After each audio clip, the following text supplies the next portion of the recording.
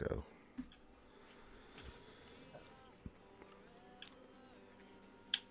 All right, just waiting for a signal from the Bat Cave. And we are live. Well, good morning, ladies and gentle germs, and welcome back to another session of the Jedi Academy here on Reality Skewed Gamers. I'm your host with the most, Ranger J 1999, and I am here to introduce the panel, which we will in a second, and welcome you into the Jedi Academy. What is the Jedi Academy, you may be asking? Well, we're here to discuss and answer your questions about Star Wars Galaxy of Heroes, the mobile game brought to you by Capital Games, and it's a pretty straight format on how this works. It's basically a 2-hour straight Q&A show with myself and any content creator that can make it on, and all content creators are welcome. And if you are a content creator, I don't know why you don't want to be on the show. It's amazing, but if you are and you just don't have the link or whatever, just message me in Discord anytime, and I will be more than glad to have you on. We like to support other channels and pimp other people's stuff here at RSG. That being said, our first contestant on the Jedi Academy is the one and only Gone from Operation Metaverse is here. Everybody put your hands together. Let's go. Here we go. Yeah. Hello. Gom, how are you, my friend? I'm pretty good, man. How you doing? I'm glad you just didn't. I'm glad that. Hopefully you wearing a shirt. I am wearing a shirt. Yes. And I'm glad that you didn't streak us again, as you have done a couple times in the past. Yeah. Well, I've learned my lesson. Well, it's like tradition. Once in a while, Gom's got to make us all feel like eating chicken. So, I mean, I'll give you this, Gom. You're not as pale and white and clear watercolor like I am. So you've got that going for you. I'm pretty Casper looking right now. So, I mean, you look tan compared to me. So I guess Get your ass out in the sun, man. I do all the time. I'm always outside, but like, because of what I'm doing and where I'm at, with all the yard work and stuff that I've been doing, I have like long sleeve shirts on and stuff. So like SPF 200. Yeah, you have to, man. Especially like this week. I don't know what the temperature's been like in. It's awful. Yeah, it's been like 100 degrees every day, 110 index. It's been bad, dude. Like I go outside, I'm like, holy God. It's like, why am I out in the sun again? Remind me. Yeah, it's not good. But welcome, Gom. Welcome, everybody in the channel. Good morning. And if you're new to the show, then I'll tell you how this works. It's pretty simple. We have our panel and myself. And if you have a question you want to pose to us, all you need to do is put your question into the chat and or comment you want us to discuss by putting the word question in front of your actual question statement. So the actual word question and then whatever you want to write afterwards. Make sure you leave a space. Just going to put that little caveat in there. Why? Because it's how I filter out questions. I use Nightbot as a filtering tool, and we have a filtering word, which is the word question. Keep it simple, keep it elegant, keep it on point. So if you have a question, get those in, and it behooves you to get them in sooner rather than later, and we will scoop up those questions and read them out. But before then, what we like to do at the beginning of the Jedi Academy, just talk about the week that was in Star Wars Galaxy of Heroes. And well, Gom, we got the Grand Inquisitor, and we started Datacrons. Which one do you want to tackle first, man? Let's, I don't know. It's up to you, man. Depends. Well, I'll give you my thoughts. Now, you had a little bit of an easier time, but you were smart. You let all those other poor guinea pigs go first and get our ass handed to us. I hated the Grand Inquisitor event, dude. That thing was a nightmare, dude. That thing was a bloody nightmare, and it was so frustrating because the 3 of the fights were easy, pretty much, right? The other, well, Ezra's kind of in between, but those other 3 fights were a bloody nightmare, dude. And it drove me up the wall because it's not like I went in there with Relic 5 characters. I went in there with God tier mods, right? So I put all my high level 6E, GL mods on, and was just struggling. And the thing that was frustrating for me is that it really wasn't based on skill. I looked at, like, I knew what the abilities were, and I knew what I wanted to do, but I couldn't do it because of how the RNG was playing. If it was available, then if it fell into place, then I got it, which I eventually did for each one. The mall fight was pure RNG. I mean, pure RNG. That fight was absolutely bonkers. And the thing I didn't like about the structure of the battles was that you face Grand Inquisitor first, but if if he did too much damage to you and you like, or he would kill some of your characters right off the bat and then you'd have to start over. But he took a lot of damage to you. If you took too much damage, you could not really have a significant chance of beating the second part of it, which was these level 90 tier God can't land a damn thing on him characters on it. So I was really, it took me 4.5 hours to beat it. That's small in comparison. Some people were taking 7-8 hours. I know this was 16 hours it took him to beat that. God bless him. Oh boy. I'm having gas flashbacks with the PTSD. And so there's the event itself. It's really frustrating, which I don't like. If you're going to make us have to go through that much heartache and headache with, gearing these characters and stuff, it shouldn't be that difficult in my opinion. I'll get your thoughts on that, Gom. And then Grand Inquisitor, I'm a little man. I think he's a good character, but it's still early. You have to put that out there that it's still early, so we don't really know yet what he's going to be able to do. Overall, I am a little disappointed with the they just don't have damage. That's the biggest thing, is that the speed's not there and the damage is not there in most cases. I mean, I'm hearing some things. It's been mixed. Gas, you can take out gas and some other things, but I'm still waiting to see in TW, which will be the big test, what it can take out GL-wise if someone can do that. But what were your thoughts on the event, and what are your thoughts on Grand Inquisitor? We'll start with that first. Well, like you said, the event, I had the luxury of knowing ahead of time, okay, I need, just from people doing it, right? I didn't get to do it very early. I had the 3 a.m. release. I had to work, so I didn't get to try it until, about 10 o'clock the next night. So I knew ahead of time, mod all your characters for offense, put all your best mods on, do all that stuff. I did have an R7 tank, right? So that makes it a little easier. It took me about an hour, but I didn't have to go through the, okay, let's try this. Let's try this lead. Let's try this build. Let's try, I didn't have to go through all that because I did kind of get tips from the people watching, and then all of you guys trying. I got to see what not to do. Like the Ezra, you use the second sister, so everybody gets marked. It makes it a lot easier. Like just all the tips. It's funny. Everyone complains about the Maul, and Maul was the quickest one for me because I didn't understand what was going on, and then he just died. I didn't quite like the first time I tried him, I didn't really understand the mechanics quite yet. It was the first time, and then I'm sitting there looking at what all the icons do. Maul takes turn and just dies from dots. So I was like, oh. But I think Ahsoka's definitely the toughest. Yeah, she was a nightmare. But that one, I wish the Grand Inquisitor, like you're saying, was annoying. I would rather in the future, if they're going to structure an event like this, just completely eliminate Grand Inquisitor and give all of your characters random turn meter and protection when you start the fight. I agree. It's the same thing, and it saves us so much time just fighting the Grand Inquisitor over and over. It gets a little obnoxious. Like just take us right to the main boss. Give all 5 of my characters random turn meter and protection, because that's all it is. Right? Just get your characters out of whack and gets them a little lower in health, and then just let us go at it. It's the same thing. It saves us a lot of time. So that's thank you all for the ones that jumped in right away and showed the rest of the community how to do it quickly. But I feel like I kind of cheated it because I didn't go in blind. I don't think you did, man. I mean, that's just being smart. I just wasn't expecting it to be that crazy RNG related. I mean, I felt that like it should be a little difficult, but I was not expecting to go through the rigmarole that I went through. So that really frustrated the hell out of me. Because I was just thinking about this, for your normal person that has a day job, that has a wife and kids and family and stuff like that, who has 4.5 hours to spend on an event like this, especially after you've made an investment like that? I don't know. So it is going back to the old school. Like, you remember when Grandmaster Yoda first came out? That one was tough. Oh my God! When it first came out, and then you'd have to. There were certain. It eventually they patched into some stuff, and eventually got to the point where you just go in and load it until you got Barris and just go. Like that's the one you focus on. Yeah. Just RG on the side, but I don't mind the long events. But because I think we've been kind of spoiled with the Star Killer and BAM events, and that they were so easy. Remember Thrawn? I mean, you did Thrawn for 2.5 straight days, I think. No, that was 7 hours, but that was because they nearly just dropped the character right for the event, and so we were by the seat of our pants trying to get that the thing up and running. I think the toughest, the one that I enjoyed the most out of all these was Malik. I think Malik is the best Yeah. event that they've done, where it's tough, but it's tough because it's kind of like a puzzle and you have to figure out the puzzle.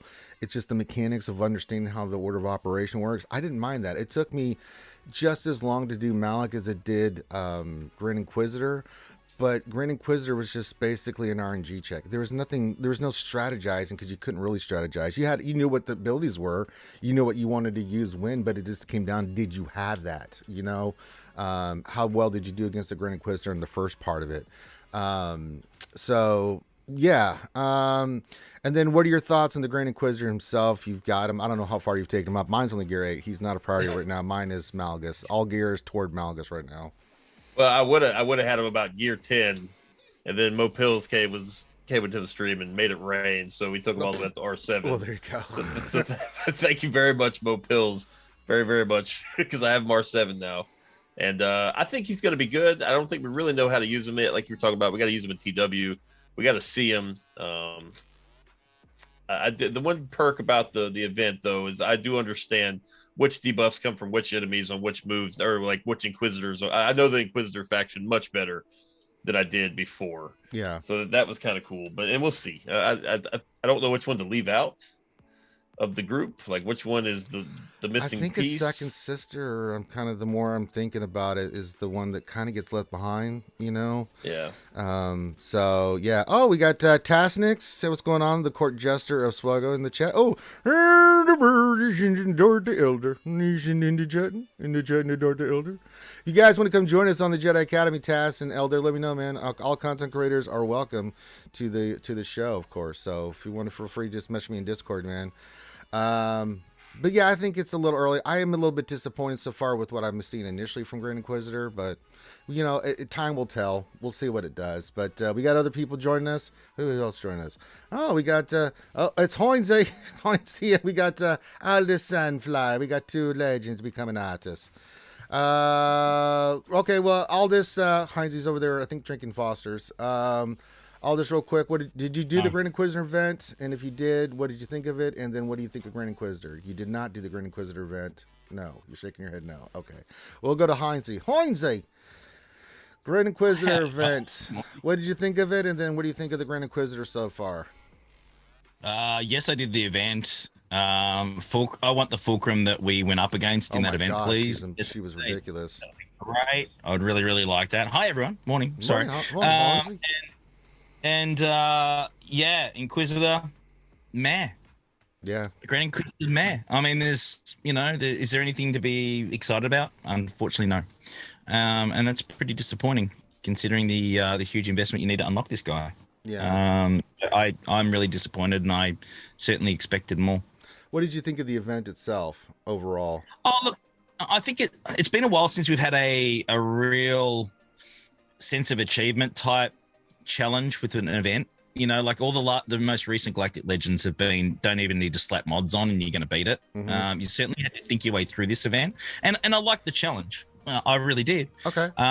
It's just that we grind so much through the game anyway. Having an additional grind in the event itself, after all the work you've done to get these guys up and running, I just think it was probably a bit rough. That's all. Yeah, I really wanted to punch something after that event. I didn't feel a sense of accomplishment. I was exhausted. I just was so angry and frustrated because I'm like, I just literally sat back in my chair like, thank God that's over. Oh my God. Not more like, hey, I beat it. Yay. That kind of feeling with it. All right, so we got that. The other thing that I wanted to get to before we start getting to questions, and guys, if you have a question, make sure you put those in chat. Make sure you put the word question in for your actual question statement, and we'll get to those questions here in a bit.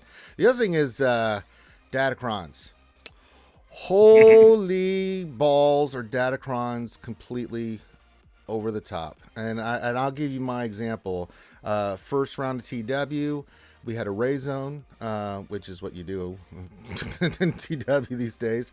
And the guild that we're going against cleared all the Rays in there. There was a few drops here and there because it's Ray, right? Even if you use C, you can still get better RNG. I had the level 9 Datacron in there. 6 holds, couldn't touch it. I barely lost any protection off my characters. They had nothing that they could use that could take that off.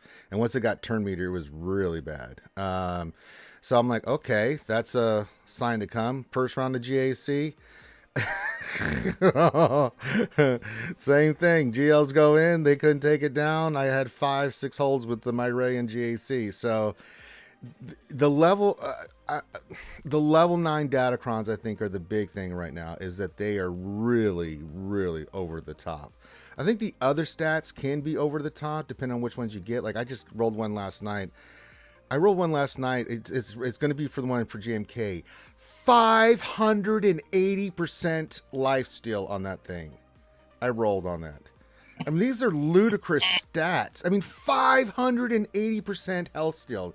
That's insanity for a Galactic Legend. I'm okay. The more I start thinking about Datacrons, I don't think they needed to be in the game, but they're here. I think they really need to pull back the stats on these, and they need to take GLs off this, because this is getting ridiculous with these stats, and it's going to really have a huge impact in GAC, where it's not really skill. You know, there can be skill associated, and like we're all in Kyber 1 basically. I know the counters, there can be some RNG, but I worked hard. I got my mods up and everything. But this goes back to the day where it's like, if you have it, you win. If you don't, then you're in trouble. You can still pull it off. But man, oh man, these things are ridiculous. And I'm starting to see the results from it. I mean, I don't know if you guys have level 9s. We'll go to you, Gom. Do you have any level 9s? Or how is that? I just got my first one. Which one did you get? Kenobi's. Okay, you got Kenobi. Yeah, pretty good one, but I'd rather have Rey. Rey's is... Kenobi still goes down even with the health steal to Kylo, so I'd rather have Rey. Yeah. Okay. Yeah, the Rey one's ridiculous. I got the one where she gets turn meter, or the ultimate faster. Bro, she does her ultimate every 2 turns or 3 turns. She's just going into that ultimate and just swatting people with it. It's really bad. It's really I think that's the good one for both of them. Yeah. It can still... Like, the damage is sexy. Yeah. But like, you can just mirror it with Rey, a normal Rey without an Omicron. Yeah. Still, right? So like, it's the same thing with Kenobi's. I mean, his little going through the protection, that doesn't really do much for you against. It's always just going to mirror it. Yeah. Like, at least the Rey ultimate one, if they don't have the same Rey ultimate one, they're gonna have a damn hair. You know, they're gonna have a hard time mirroring it or beating it at all with anything. So I think that might be the best one at the end of the day. We'll see out of these two. But only one GAC and one TW to judge it on right now, right? So it's kind of tough. You could use it in arena, which is cool. But yeah, and I've also got one for Lord Vader that's like just a tier. It's a level 4 one, but that's got like health steal, and I've got the ability where if they give you dazes and stuns, they get 10% health and protection back, which is for Lord Vader team. That's not too shabby. Heinzie, and then we'll go to Aldous. Heinzie, Datacrons, what are you seeing? I mean, they really have flipped everything on side its head, and I don't think I think not for the best at the moment. Oh, look, I think that they're. I think we have to embrace them, whether we like it or not. Yes, we do. Yes, full embrace. We're at that. So to embrace them, we need to know exactly what to do with them. We know where to use them the best, and I think that's the trick. Honestly, I actually hit this particular conquest really, really hard. I had all the sectors open in the first 2 days because I wanted to try and spam as much of the Datacron material as possible just to see what we can get and the drop rates and bits and pieces. So I sort of wanted to do a little bit of research with it. So I went pretty hard on it. And I have a fully max level 9 Rey, and I've got a fully max Relic 9 Kenobi as well. And a dark side as well up to level 7. Haven't gone all the way because there's no need. I use it on Lord Vader. It's got a crazy amount of health steal, crit damage, and it's got a heck of a lot of protection on it as well. So that's been doing some good work, and I got another hold today for me with that data it on. So yeah, look, it's a double-edged sword, of course, because we're still finding our feet with it. I think that people that are very, very, very clever and know the game well and know the stats really well can actually use it to their advantage. I think that's certainly, the people that are great with numbers and great with stats, this is, they're sinking their teeth into it, and they're certainly making the most out of it. You're saying JMK and that level 9 Datacron's fantastic. Last round I actually took down a JMK without it. because I went after Ray first. I took down a level 9 Ray without the level 9 Datacrons on mine in a mirror and beat it. It's possible. Yeah. It's just rough. But it's certainly still possible. So yeah, the Ray one is outstanding. I mean, it's gross. Yeah. It really is gross. I had 4 holds in Territory War with my Ray. Last war that we just had. If my Ray is getting 4 holds, there's something wrong. I'm just saying, like, that's just unheard of. That just does not happen at our level of TW. So yeah, it's certainly doing some work. All right, Aldous, are you doing anything with Datacrons? What are you seeing with Datacrons? What do you got for me, bud? I love Datacrons. I'm fully engaged in them, and the island fucking loves them. I've got 8 live this GAC, and other number of people that are gone kind of 1 or 2 big. I've gone for breadth. And I would say to people, like, I think the breadth of Datacrons would be my advice. Don't go for the level 9, the level 7s, whatever. Just go for 6, 8, 10 at level 1. Or 5 at level 1, where we get to, because actually that little bit of kind of that, and I'm loving it on offense. We sit there, and the incredible human beings that come to my little presentation are there with the, we've got 5 or 6 or 4, I think we have 4 Datacrons this time, just kick around, and they're able to pick, stick that Datacron on, stick that, and it's like this little bit of a buff you can stick on last minute, and it's incredible. I'm loving what they're doing to the gameplay. And honestly, I'm loving what they're doing to the presentation. It's kind of cool. It's cool. I've got 8 unlocked at the moment. And I have about 20 odds in total, but I've not unlocked them all yet. So, but yeah, it's kind of cool. I'm liking them.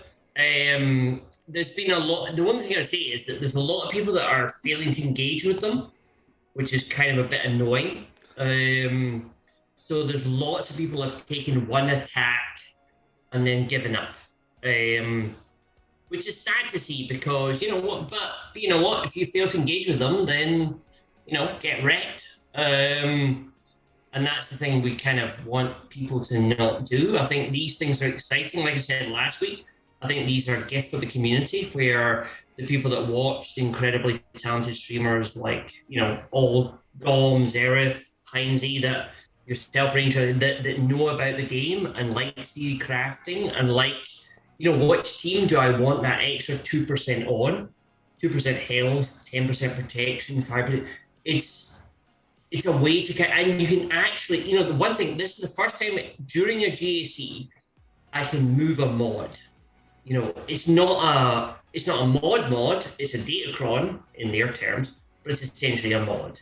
But I can decide during a GAC where to put my 2% extra health steal or my 2% extra this, or which is kind of cool, and I like the way to do that, and I think it adds to the gameplay, it adds to the strategy, and adds to the stuff. Sorry, I'm talking too much. Okay, Dom, wrap it up. Wait, are you in Bangkok still? Wait, are you in Bangkok still? No. Because if we New get the Zealand, Indian music again. No, I'm in New Zealand. I am now SWGOH's most Eastern streamer. I like that. Yeah. I like that glitter. I like that sparkle you got in the back. Yeah. Honestly, I transferred all of this. Well, no, I didn't. No, I didn't. bought this. Get out of here, you. No, I just bought this. But literally, you buy this like $5 in the shop. A little bit of sparkle behind you, a little bit. But honestly, that is I like the way it adds so much into the gameplay and the strategy to be able to move like a late game mod around. And if you think, when you see the guy's defense, you see like, oh God, I want 2% extra on my C, or I want 5% extra health on my GG. It's adding a second layer of gameplay into it, and I genuinely love it. I think Datacrons. I love it. I'm sorry. Just ban me. That's all Ban right. me. It's if you love it, you Burn love the it. witch. Burn the witch. Burn the witch. Well, if you turn me into a newt, we will. I'll just say You this. lost me about. Could you start that over? No.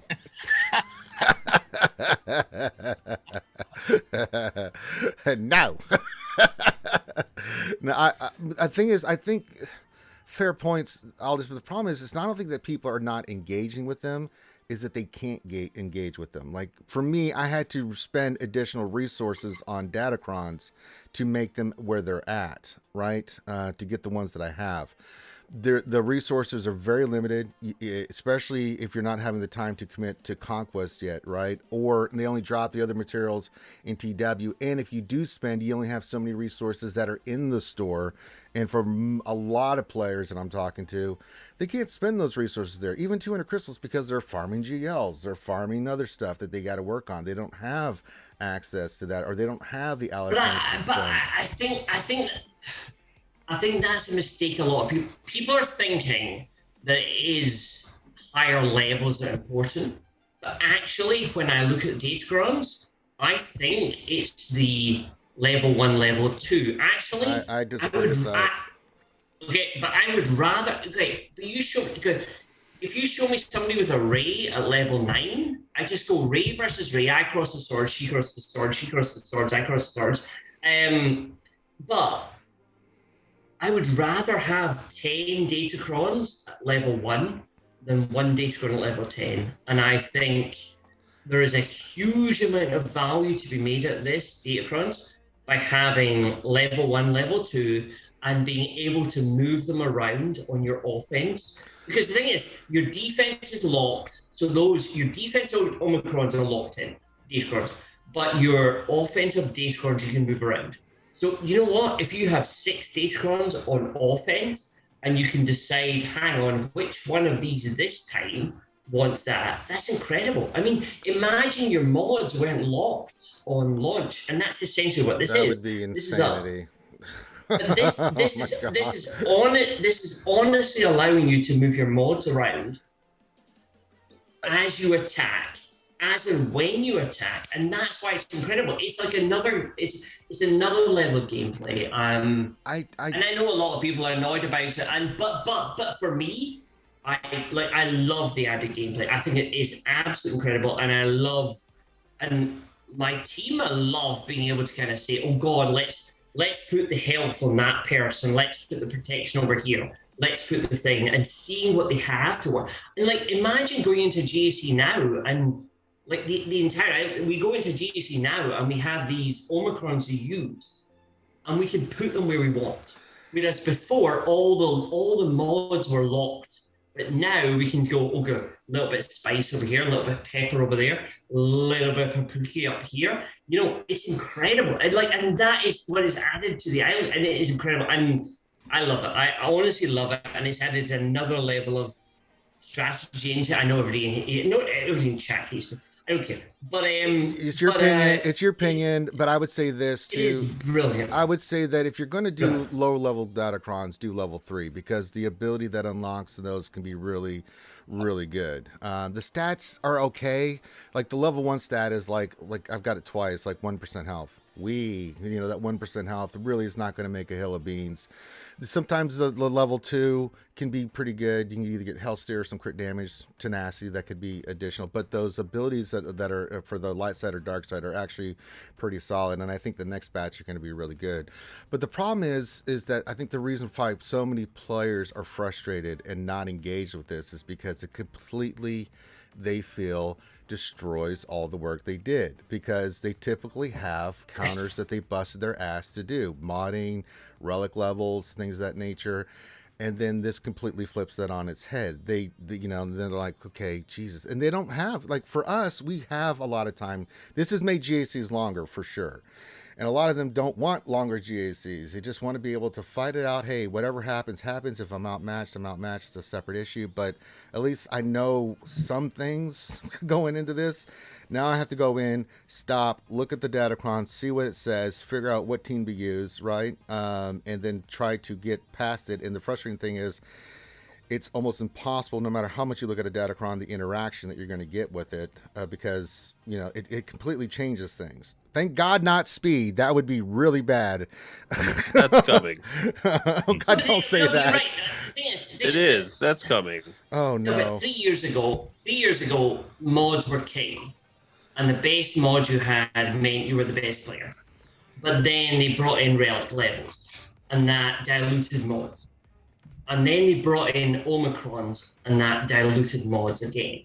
And they've now brought in Datacrons, and those have diluted mods again. And the fact is, yes, mods are no longer the most important thing in the game. I disagree with you that. all day. Yeah, I'm disagree with that statement 1,000%. Yeah, I think they're still important. Okay, I would say they're least important. Okay, Gone. Are mods as important today as they were 3 years ago? Yeah. Yes. Because all those things you just mentioned, with the exception of the Datacrons, right? They apply to the base stats, but all those things that we've gotten over the years, those multiply the effectiveness of your mods, right? Like, so if you've been real picky and you've been going for the highest you can on offense percentage, health percentage, everything else, all the percentages, those stack on top of the relics. The Datacrons 100% dilute your mods. I will 100% agree with you there. But some of those other things you mentioned, I don't know. I feel like they enhance the mods. But Datacrons are an equalizer. They are. This is the first equalizer we've had in a long, long time, if ever, where the little guy with all his arsenal of level 3 Omicrons or Datacrons can beat somebody with a much bigger roster for those things that Heinz mentioned. The people that know the mechanics, know the stats, they'll crush these Datacrons. These are a good addition for them. Yeah, I mean, like I say, everybody knows that we've been crushing people like a million more GP than us. And I feel sorry. Like they must have spent billions more than me, and yet we are crushing them. Look at this guy. Look at this. Look at this legend. Look who it is. Hey. It's a Warrior from Warrior Percent. He's trying to figure out. Okay, where's the mute button? Let me look for it. He's sitting there going. All right. There. Yay! Can you hear me? Yes. What's going on, Big Daddy? All right. Giggity goo. All right. Warrior, what's going on, buddy? Have you been listening to the conversation, or do I need to get you caught up? I have not, so you got to get me caught up. Okay, so two big things: Grand Inquisitor event, Grand Inquisitor, the character, and then Datacrons. We're mainly talking about Datacrons right now, but you can talk about any of those things you want there, man. Well, Grand Inquisitor falsely billed, so yay. Okay. We're all excited about that.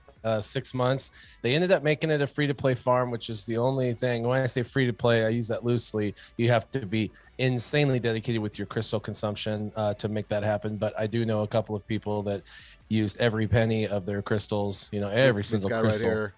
Yeah, and it took 6 months, but they gave you 6 months. So, I mean, it's a possibility, but most of us just farmed them out of shipments, because why buy the character for twice as much when you know that's what I did. Before the packs are even gone, they're already making them farmable by shipments. You're like, oh, okay, whatever. It's worthless to spend $300 on a character now, in my opinion, because you wait 4 weeks, you know what the character can finally do, if it can or can't do something, and then you can get it like everybody else. So weird. But Datacrons, I think that's probably the bigger thing. Yeah, I think it's the idea is kind of cool, right? I mean, I think that adding different tweaks to a team is kind of cool, whatever. But I don't have anything past a 3. I think I have like 6 3s or something like that. I'm not spending any money on it, so whatever I can get, I can get. I think the ones that are like level 9, and I saw JMK one, and the first level gives you health protection for stuns. The second one gives you unresistible stuns, and the third one was like, I kick you in the balls. It was just silly, and I don't know. I don't know if they're really balanced very well. But although we've gone against Datacrons and we've had no problems in territory wars yet, so I don't know. It's another way for people to spend. It makes them feel good. It's like mods 2.0, I guess, or 3.0. But I'm not personally going to spend any money ever that I'm aware of on that, because they go away in a few months. Yeah, they're temporary. That's the problem with it. The only reason I love you, yeah. Warrior. What? All right, Aldous, calm right, down. Let you calm down, young man. Warrior's Go right. play No, with your Warrior's sparkly things in the background. Damn it! I want to get to Heinze here. You son of a. Warrior's right. Warrior's right. Warrior's right. Warrior's right. Listen. Just, it's like a small child. He's from the island. He's like a small little child. It is like small child, but if you know your counters, if you know the stuff, it doesn't matter whether the opponent has the Datacron. You still know the mechanic that will counter it. And actually, to be honest, the counters haven't changed that much. They might have got a little bit harder. You might need a little bit more RNG. You might a little bit, but they have not changed that ridiculous. I would say for the like level 3s and below, that's correct. We did in one of the wars recent, and Heinz, you can attest to this. We had to kill a couple of Ray teams that had like level 9 Datacrons, and that was just stupid. Like it starts out for the first 30 seconds the same, and then you're dead. It's like, what just happened? So level 9s for certain teams are like they take it next level, and then but again, I'm in a guild. We're in a guild that. They're never going to require. I hope to God they never require. They don't require spending. Some people will. Like Heinz, he's a spender, right? I used to be a big spender. I try to keep it under 100 a month now. I don't see the like inherent money value. I like people like Arnold and Heinz to spend the money and show us kind of what's possible, but I just not a fan right now of dumping money. The only thing I see value in is the mods, because mods really make or break every team. And so I do those $19.99 mod packs. They're in the store right now for the next 4 days. And you can do that twice and you get an insane value because of the amount of slicing materials you get for all levels. And it is a little RNG based, but it's not. Like your base minimum that you get is fine. And then everything above that's amazing. And the percentages of how capable you are of getting those higher levels is much better than most packs. Yeah, I'm doing the only reason I'm doing Datacrons is, just for the science of it, just to see how well they're doing, and so far I've been dominating with the level 9 Datacrons. I mean, they're ridiculous, and it's really throwing people for loops right now. Heinz, I mean, I think you've got how many Datacrons that are level 9? Both? Right, Ray and 2 9s, 1 7, 4, 3 2, and then 3 1s at the moment. But I've got here's a case study for you. Okay, here's a case study. So we just had the last round of GAC I did last night. Okay, so I had my Iden team, put that on defense. It has about 150% potency on it, right? Approximate. I had one Datacron sitting there with another 24%. Threw it on. It makes it 170%, and I got a hold from it, and I won my GSC because of it.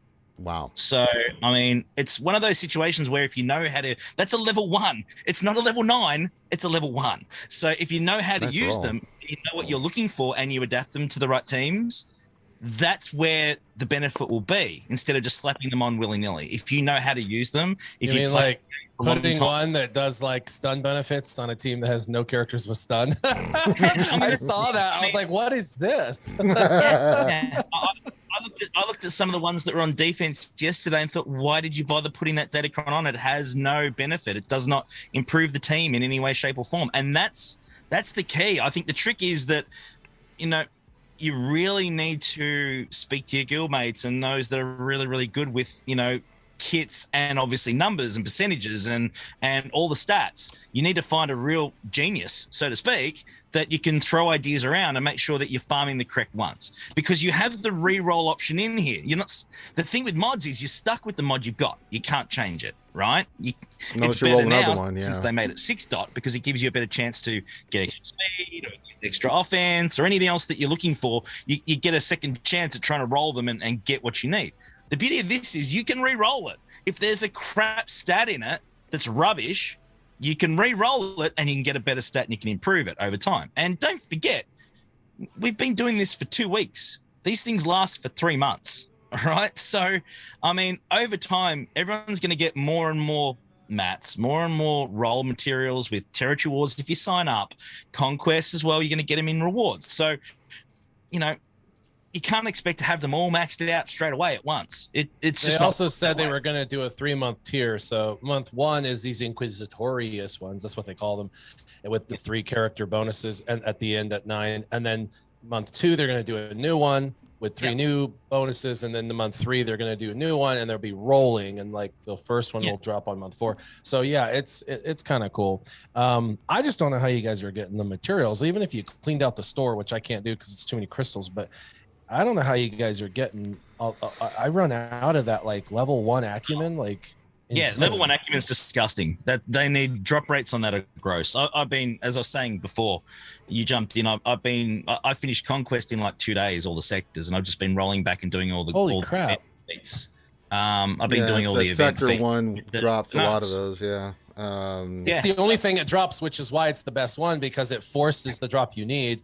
So everyone's like, do 5, unlock it as quick as you can to get 5. I'm like, why? Like, get all the crap you don't need, you can't get to. Yeah, number four, and number 1 or 2. Either of those are the best ones. The level 1 acumen is disgusting. You cannot get enough of it. It's not possible, and you need to do it. But also, the beauty of it is that I've actually been dismantling a lot of the unlocked Datacrons, because you get one level 1 with that. So, you know how when you're doing it, those end nodes, I've been getting maybe 10 or 12 unlocked Datacrons, where you get one of those level 1s for it, and I've been dismantling those and then putting them on other Datacrons I have unlocked. And how many do you get for dismantling it? Just 1? Well, it depends. Yeah, just 1, or if you update it. So I would rather just update the 1 to a level 1 and use it on the team. And you get 5 of them. You get 5 of them. 5 of them. So, okay. yeah, level 1 and then 5. Yeah. It depends on which way you want to go and how many you have with the level 1. That's the thing. If you're struggling for it, you can kind of sell the ones you're not using and build up the ones you want. But the trick is to lock the ones that have a great stat. So, I mean, what I've been doing is taking it to level 1, because it's got the range bar on the right hand side. If it's in the good end of the range percentage, I'll lock it and keep it. If it's half or less, I dismantle it and then put it into something else. That's what she said. Because I tend to get a lot of them, you know. All right, let's get to some questions. We got a buttload of questions, so let's start hitting it hard and heavy with the questions. First one we got from our good friend Contingent33 says, question, what are the speed order thresholds for the Ahsoka battle?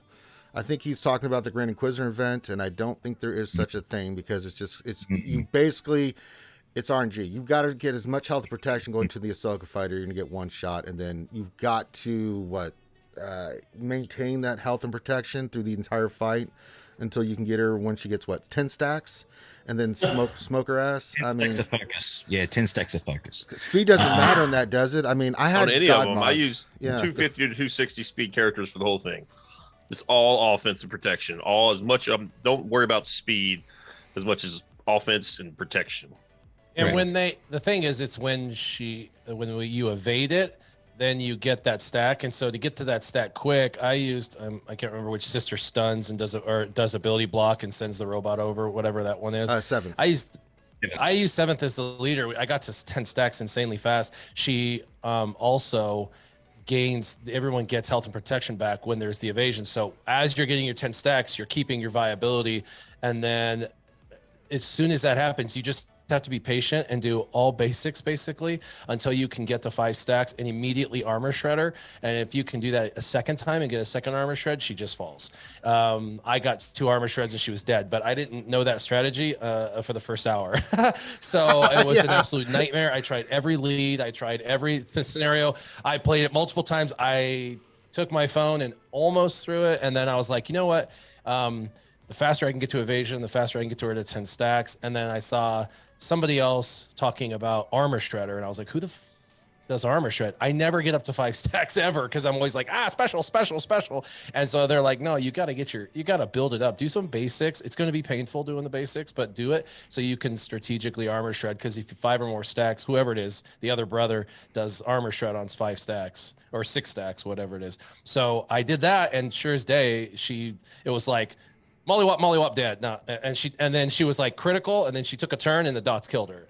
I was like, oh, okay, well that was easy. And so that's a strategy that I would highly recommend. Yeah, I do like I used all my GL mods on the characters, and it made a big difference. It was still RNG fest, but having that kind of like big health and protection on all the characters, and having the characters that needed that big hit of offense and stuff, it does make a difference, guys. You're gonna have to remod for this event. You cannot go in there with 5A mods. You're going to get smoked. All right, next question. Darsign1972 says, question, seeing that the Grand Inquisitor event, shame on CG, after all the money and resources people paid for the faction to make the event was not fun, does this further show that CG is really out of touch with us? I'll give my answer to this. It's not that I don't think CG's out of touch. I'll say this. If you look at the previous event, the Starkiller event and the Starkiller release with all the marquees and stuff, I thought that was fantastic. I mean, it was brilliant. This one just completely missed. It's the team's lacking. The event was really frustrating. Just all of it just was a miss. And it happens sometimes. I don't know if they're out of touch. Because if they were out of touch, they wouldn't have given us Starkiller and the characters that were... I mean, those characters are viable at 3 stars, gear 11, the marquees. I mean, they're really good. So sometimes they get it right, sometimes they get it wrong. We'll call them out, trust me, when they do. But you guys, what do you guys think on this? Whoever wants to pipe in, go ahead. Yeah, sorry, Tash. I think, well, I feel sorry for them. This is another own goal. And maybe there was 55 own goals in a row that they didn't expect. But this could have done with being a home run. You know, they could done with this event being incredible. They could done with the Grand Inquisitor being the best character ever launched. Sadly, it wasn't. I think the temperature of the community is not great at the moment, and therefore they would have. But I do think the people launching the characters and the people working on the events is different from the people that are working on the temperature of the community and the ones that are doing the gear, you know. So I thought these people did a great job, and I really love this event. And I like so I think the people working in the event and the Grand Inquisitor did an amazing job. I think they were launching a great event at a bad time in a bad way. And yeah. So I think the person very, very, very top is out of touch. But I think the people launching the events, designing the characters are bang on, doing an amazing job. And it just is all a little bit out of touch for me. All right. Anybody else? Understatement. Go for it, Understatement. Oh, well, there's nothing to say. I mean, you know, I think... I don't think that's the hardest legendary god. I think the 3PO one's still the worst. That was horrible. I mean, we did that before the days of relics were invented, and that was horrific. Yeah, I think this is the second hardest event, legendary-wise, that there is in the game, and I think that says enough at the moment. Yeah, look, it's frustrating. It was a challenge. You have to think your way through it, as we said earlier on, and I mentioned that at the start. But the annoying thing is that it's easier to unlock a galactic legend than it is to unlock this event. And that to me is bizarre, but this is my opinion. All right. Next question. Let's see here. Darson 1972 question. Do you think now that we are at the end of the quarter, CG's next State of the Galaxy road ahead will be something the community needs? Also, are the gear changes dead? I don't know what they're going to do with gear. I don't know. What do you guys... I don't know what Siege is going to put in the State of the Galaxy road ahead. What would you guys like to see? What would you like to see? Well, and what I think is going to happen is different for sure. What do you think? You know, I would like to see them bring about like a new heroic tier for the HAAT, just to kind of bring continuity for that. I'd like for them to bring about a new event that is something similar to those little boxes we get every 3 days, the galactic challenges, something like that, but a little different. I'd like them to update the tiers on like pretty much all the assault battles. So the next tier has acumen, gear, relic 8, relic 9, you know, like all the stuff that they're like hoarding, and give it to us a couple at a time, at least, you know, through these actual events. We're not getting enough. I mean, at the highest level, like me, I mean, relic 8, we don't even care about it anymore because we're looking at relic 9, but you know, you can only do so many relic 9s. You can only do a few, and so then you stop caring about that. You're like, well, it doesn't really make that big a difference. So I think the idea is if you give them a little more access, they get to play with it a little more, they like it a little more, and they invest in it a little more. So the gear crunch, they said they're happy with, but that when we say gear crunch, it doesn't mean gear. It means gear, but it means Zetas, Omicrons, relic material. Like it means everything. Like all pieces of, where the game narrows us down to where we're stuck. Every linchpin they need to increase. We're just at that point now where relegate means nothing, but there's still people that don't even have a relegate. It's just silly. So they need to increase some of that. Maybe the gear, like, level 8 gear or whatever, we're doing enough at. I don't know. That's fine. Just whatever. But for the higher end, the tip of the spear is still spending a lot of money. We're flat right now, year over year, which isn't good actually, but it's not bad either. But they need to find a reason to get people to spend money. And I think people are more invested. If we feel like we're getting more of a value, we're more willing to spend, if that makes sense. That makes total sense. Gom, what do you think? Same question to you. Well, what I want is a lot of the same things Warrior said, just a little bit like an extra. That was a good suggestion, an extra tier on the assault battles. Make it hard as hell, but if you do take the time to beat it, A, you get to sim it in the future, and B, you will get some of those things he mentioned. Just even if it's just one or two of those computers for Relic 9 or one Omicron or whatever, it can be minor, just small boosts will help it a lot. But what I think we'll get is a progression in Relic levels, a progression to maybe level 12 in these Datacrons, things we don't necessarily want to encourage people to maybe spend a little more to get those R8s, R9s. Now they have to get to R10, R9's not that impactful, but R10 plus R9 against an R8 is going to be pretty steep. It's a pretty steep hill to climb. And I could totally see them progressing existing levels. I want 7-dot mods. I don't think we'll get those anytime soon, but that's what I really want. That's what I'm really excited for. I've been talking about those for a year and a half, just hoping, I justify all these mods I roll up to gold, like 6A. And like, oh, this would be a good 7-dot mod one day. It like blanks on the speed, but maybe get some good health and offense rolls. So just waiting on those 7 dots. All right, Heinze. That's it. Same question. Fleet loadouts in the store. Fleet loadouts. There you go. Fleet loadouts, man. Fleet loadouts. We need fleet loadouts. We need an easier, more seamless way to get from Gear 12 to relics. That stuff is still super expensive and really grindy to unlock a character to Gear 13. There has to be a better and more efficient way, whether that's gear or reductions or whatever it is. Somehow we need to be able to get from Gear 12 to Gear 13 a heck of a lot easier than we currently are, as well as below that.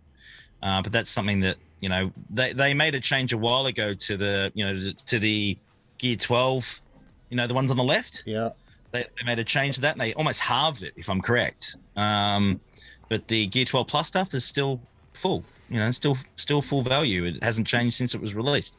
It's way overdue for a reduction to make it easier to transfer to start with. But you just need more gear overall. We need more ships. We need, ships are just still gross. We need more base ships, not just capital ships. We need more base ships. As I said, fleet loadouts is important. And how in the have we not got a Death Star raid in this game, mate? Like, seriously, come on. I'm sorry. I keep saying it. I know I sound like a broken record. There's a Galactic Conquest thingy or Galactic Challenge, a 3D thing. It's called the Death Star raid. Like, seriously, how have we got a tank raid? How have we got a Sith raid? How have we got a Rancor raid? And how have we not got a f***ing Death Star raid? And you know what? Here's an idea, right? How about make it a personal raid? Like, you do it yourself over a week, whenever it suits you, not when the guild's around in an hour window. You achieve it, you get the goodies. How about that? That would be freaking cool. Who would not enjoy that? Because they could do it in their own time. Yeah, great. That's something that we desperately need. I think we need. They call that Conquest. Okay, the problem I see is this, right? And I'm sorry, I won't ramble on too much. The problem I see is this, right? Okay, we're treating ways of improving our characters as content. We actually need more things to use our toys with. Okay, that's my opinion. I think we don't still have enough to use our toys with. And yeah, Conquest is Conquest. But I hate to say it, no one loves it. It's a necessary evil, right? And a lot of people like theory crafting, but no one wants to sit there for 10 days, doing the same battle 40 times in a row. No one wants to do that. They just don't, right? So straight up, I think that we need to do more things in our game that we can do when it suits us, when we can play with our toys a lot more and have fun with it, and even battle our friends when no one else is around. That would be cool as hell, mate. Just do things that would actually make us happy. And I know I'm asking a lot, but if you do a little bit and then do all this Datacron crap and all the other stuff that you're doing, and whatever progressions you want and all the packs that you want in the world, if you give a little bit back to players, they're at least going to be appreciative of that and a bit more positive, because at the moment it's one-way traffic. Yeah, all the same question. And I'll shut up now. I see. Aldous, What's the question? what's that? All right. What was the question? What was the question? Do we have a question? Oh my God. What do I want to see in the game? What do we have in the game? Yes. Okay. I'm not sure which. Okay, Give me one The thing, only man. Give me thing one that thing. you're about.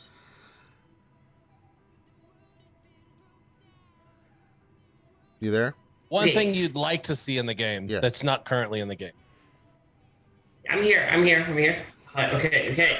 The only thing they care about, every single damn person watching this now or whoever sees this, you 1 star their Lord of the Rings damn game on launch unless they speak to us.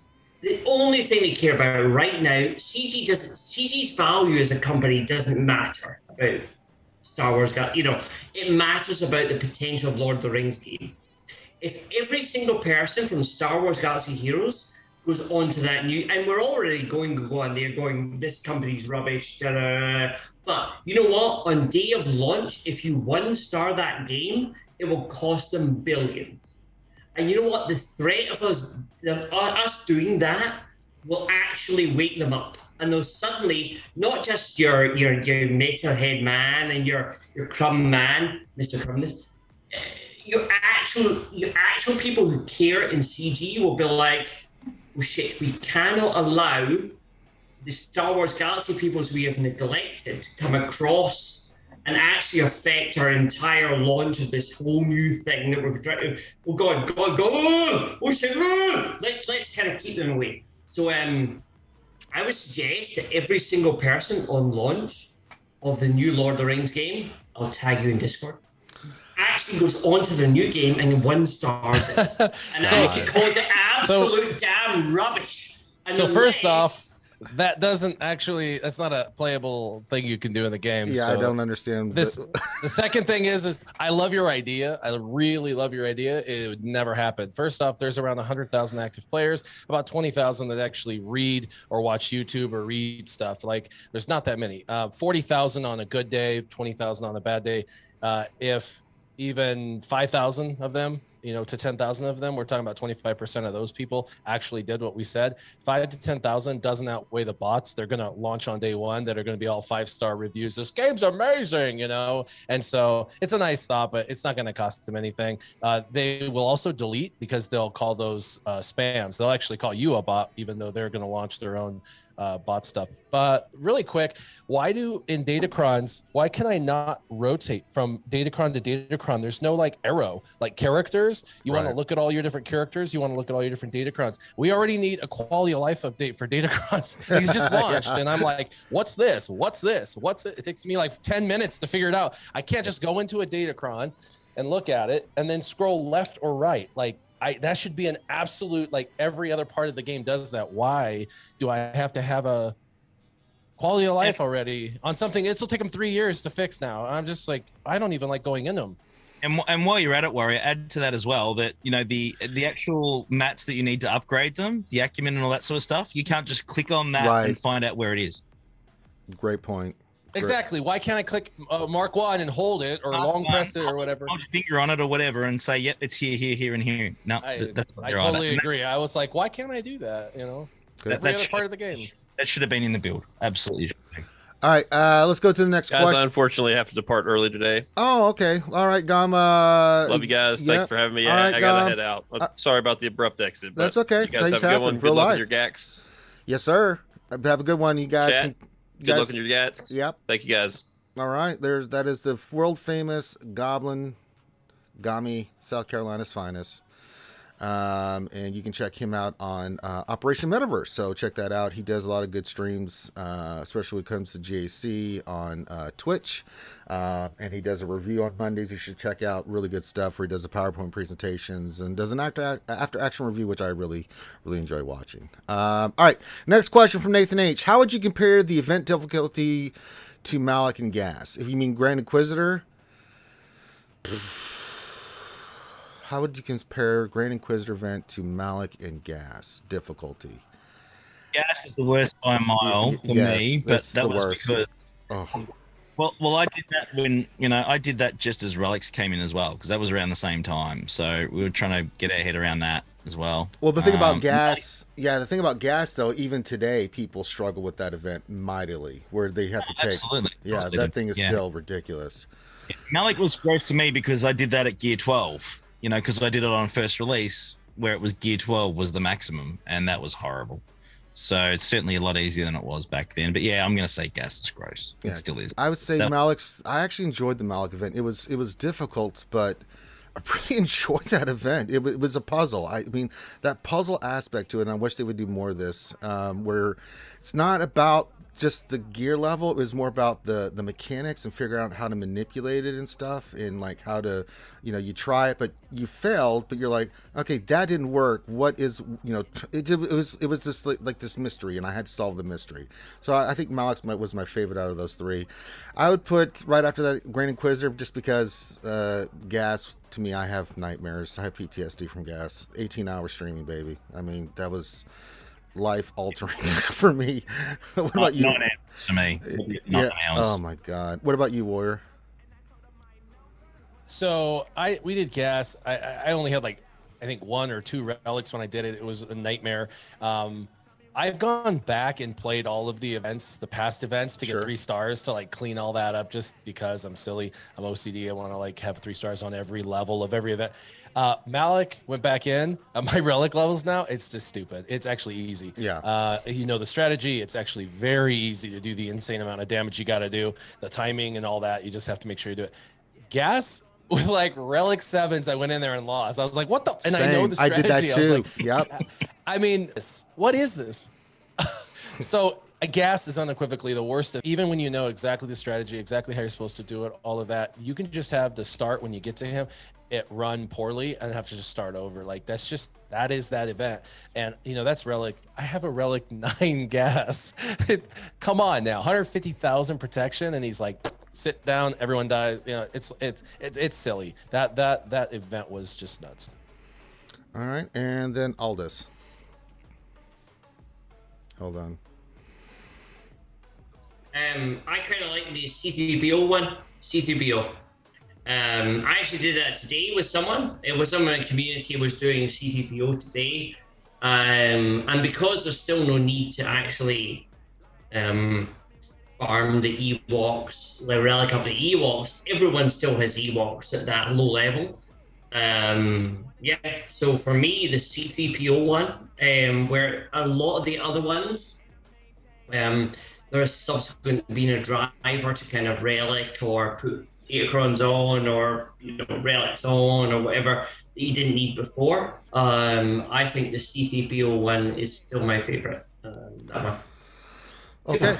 Let's go to the next questions. Oh God, it's the heli questions now. Oh Jesus. All right, here we go. Everyone strap in. It's time for questions from our most famous geek of Greeks and SWGOH, Heli. All right, Heli, next question number 1. For the anti-bad young Morris, I finished all nodes of Conquest with only 4 days remaining. I haven't 3-starred everything. Have no Inquisitors, done half the sector. What is the rest of this question? Is this question 1 of 2? Oh, there it is. For the anti-bad young Morris feats, none of the main feats. So I have a shot at the gold crate. You went through all that stuff, Heli? No. Do more conquests. God bless America. All right. Okay. Oh, God, it's my turn. Question for my guy, Ranger. I'm struggling with GAC, Datacrons, mods, conquests, prerequisites for Lord Vader, find enough time to play Slug, etc. Cheer me up, brother. Is there hope for me? Why not? No, there's no hope. This is Sparta. You're going down the hole. All right. Who's next? Question for the Aussie Adonis. Can we just take a second to congratulate our 10K YouTube subs milestone? Yay! Says I just subscribed to my Upside Down brother. Yay! Congratulations, Heinzie. Very nice. Thank you, man. Yeah, that been a hell of a week. Hell of a week. Yes, it has. You know, just a little personal achievement that I never thought we'd ever hit. So very happy. And then, very happy. Yes, congratulations. And very humble. Yes, it is very nice. Wait a minute. And we're going to skip the one for Aldous because stupid Helly knows that we're not going to share the story of how Aldous got his name. So that's just right out the door. So no. Yeah, it's coming back up. Give me a second. I went to the backup here because the other one's... So I have two internet sources because sometimes one goes down, you got to go to the other one. Now, if they both go down, then we're hosed. So I have no control over that. What internet do you have? Do you have like government-provided internet or what? No, I've got like AT&T and it's 500, something like that, 400, whatever it is. But if it's down, it's down. I don't care how fast it is. It's just if it's not working or it goes down, you guys know this. As streamers, you're basically hosed. So... okay, that's done. All right, done. But to be honest, sorry, when the internet goes down on my stream, it gets infinitely better. I have to say.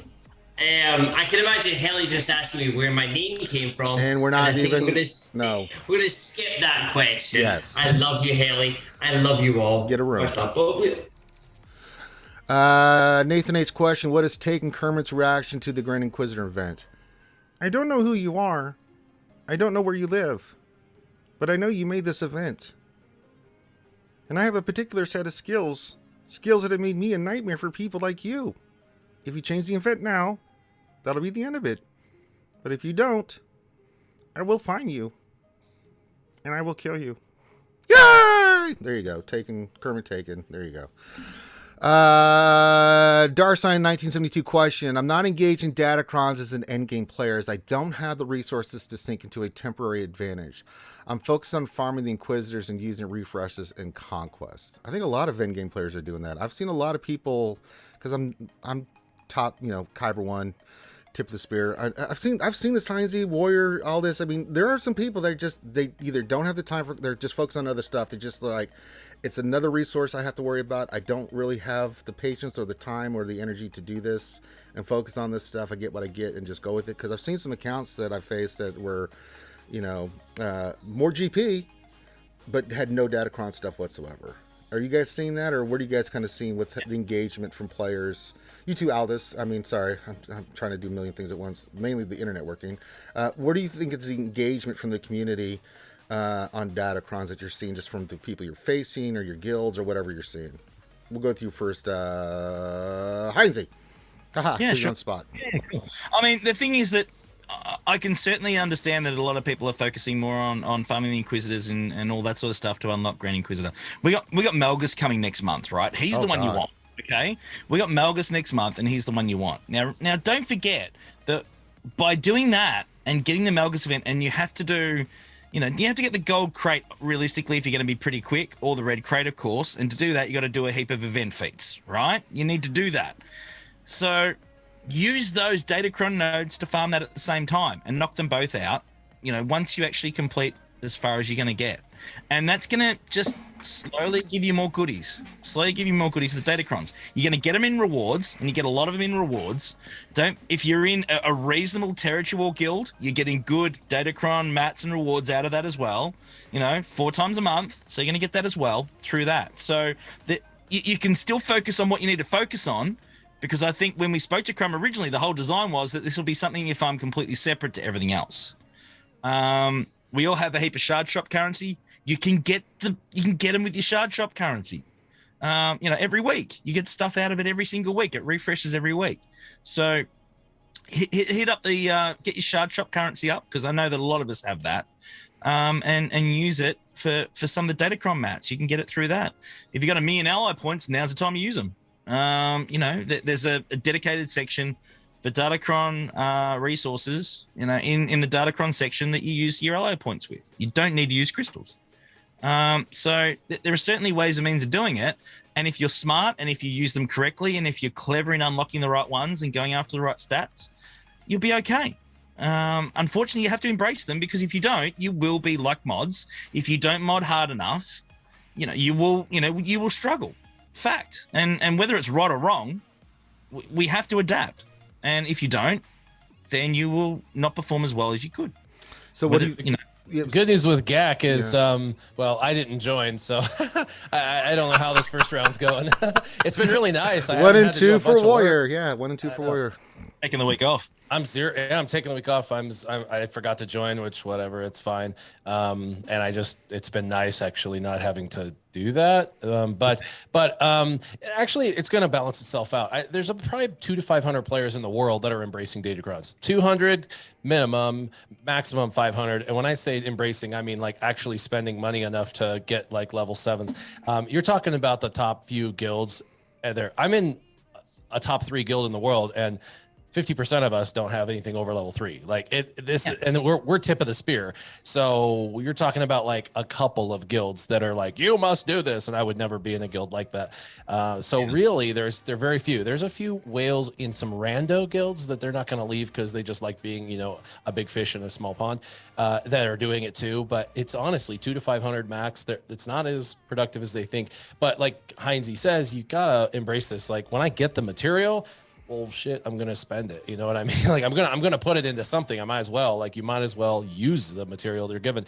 But as far as the charge up currency and ally points, you'll blast through that in the first 2 weeks. So that was nice. That was a thought, but now it's like, now I'm out perpetually of those two. So now I have to spend and I'm not going to. So I'm just at level 3s. I think I have 6 or 8 level 3s, and I'll be there until I get more materials from a territory war or whatever. So I'm going to embrace it, but only to a point. The good thing with Grand Arena, when you're in it, is you'll drop, because all these people will have Omicrons and they'll be kicking your butt. You'll drop, you might lose for 1 round, but then you'll be around people like you, and then you'll be able to win some, lose some, and it'll be back to normal. So yeah, you might get shifted a little. It might take a few people from Kyber 1 to 2, so you might lose 25 crystals a round or some bullcrap, or a week or whatever it is. It's nothing much. And so that may not feel good, but it's honestly where you should be with the Datacron evolution. So it is what it is. Now, all this, you're probably, what are you seeing from your guild and other players? I know you're high on Datacrons, but are other people in your guild and other places, are they excited about Datacrons? What's the level of engagement on Datacrons? I would say, okay, anyone watching, I can't mute again, but I would say the money is the only thing you can carry over. So if I wasn't engaged in Datacrons and I hated Datacrons and I didn't really understand them, I would stack the cash. Yes, by all means, upload. I would go to maybe a couple level 1s just to learn how do I put them on? I would realize that in this phase, I might do a little bit worse because I don't really understand them. But I can carry all that cash over to the next phase. The only thing I'm going to encourage people to do is, I think in the next phase, there are no published dark side ones.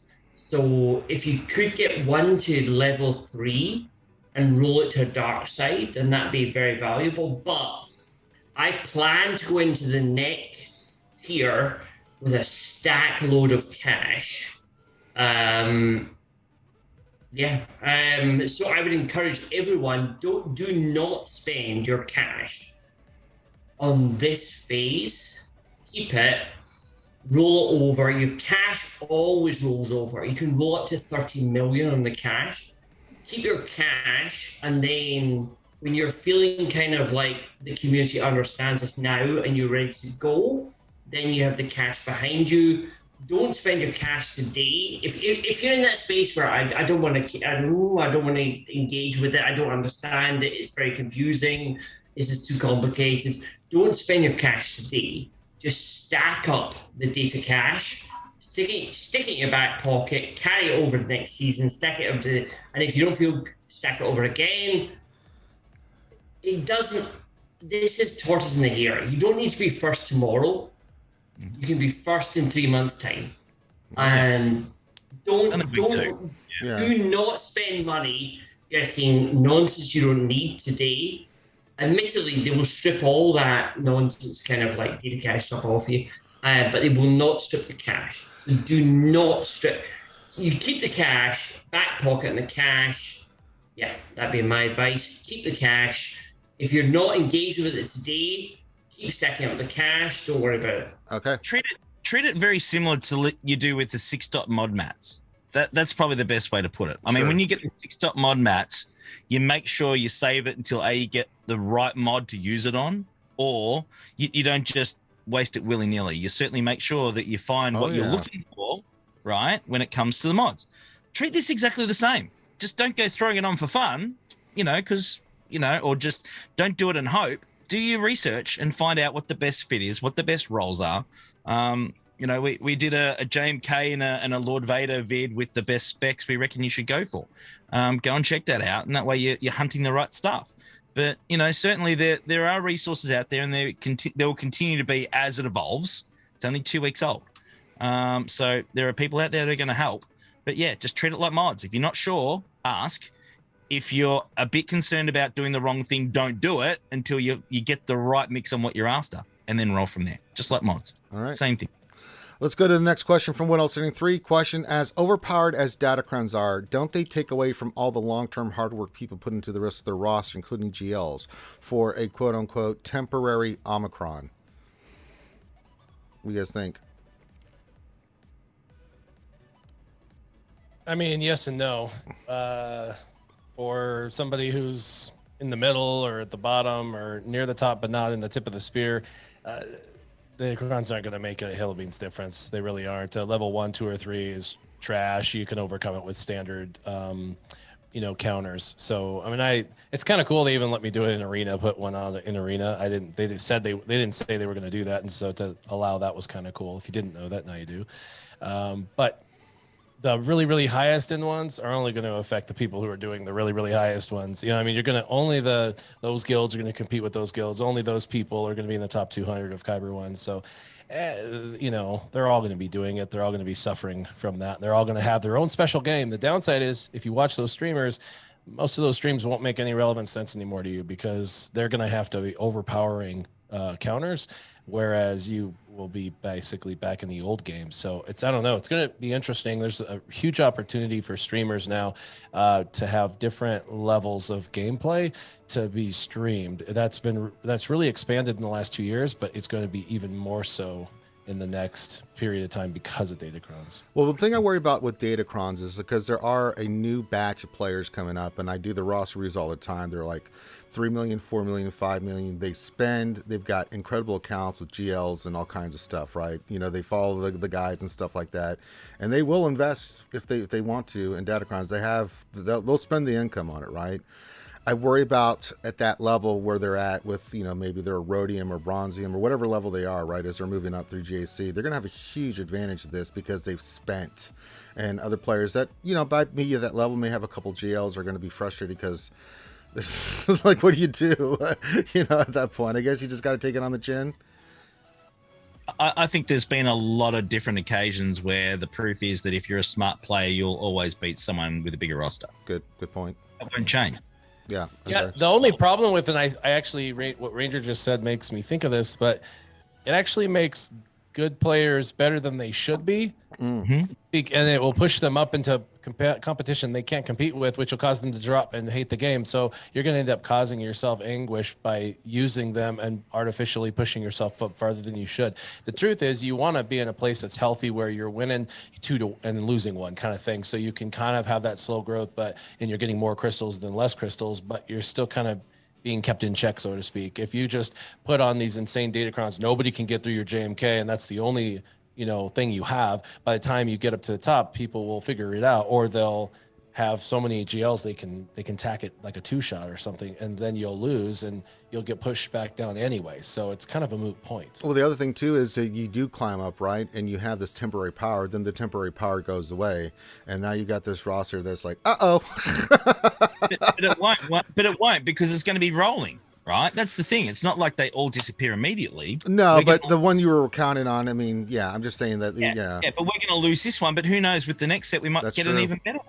I mean, this Oh, is that, the big. JML But if one's you gonna have, be OP. but let's say you have JMK and Kylo, Yeah. and this one's the JMK and some good dark side ones like the stacking offense, and they go away, and next one is all about like Rey, but you don't even have like resistance and Rey or whatever, so you're just like, well, those suck.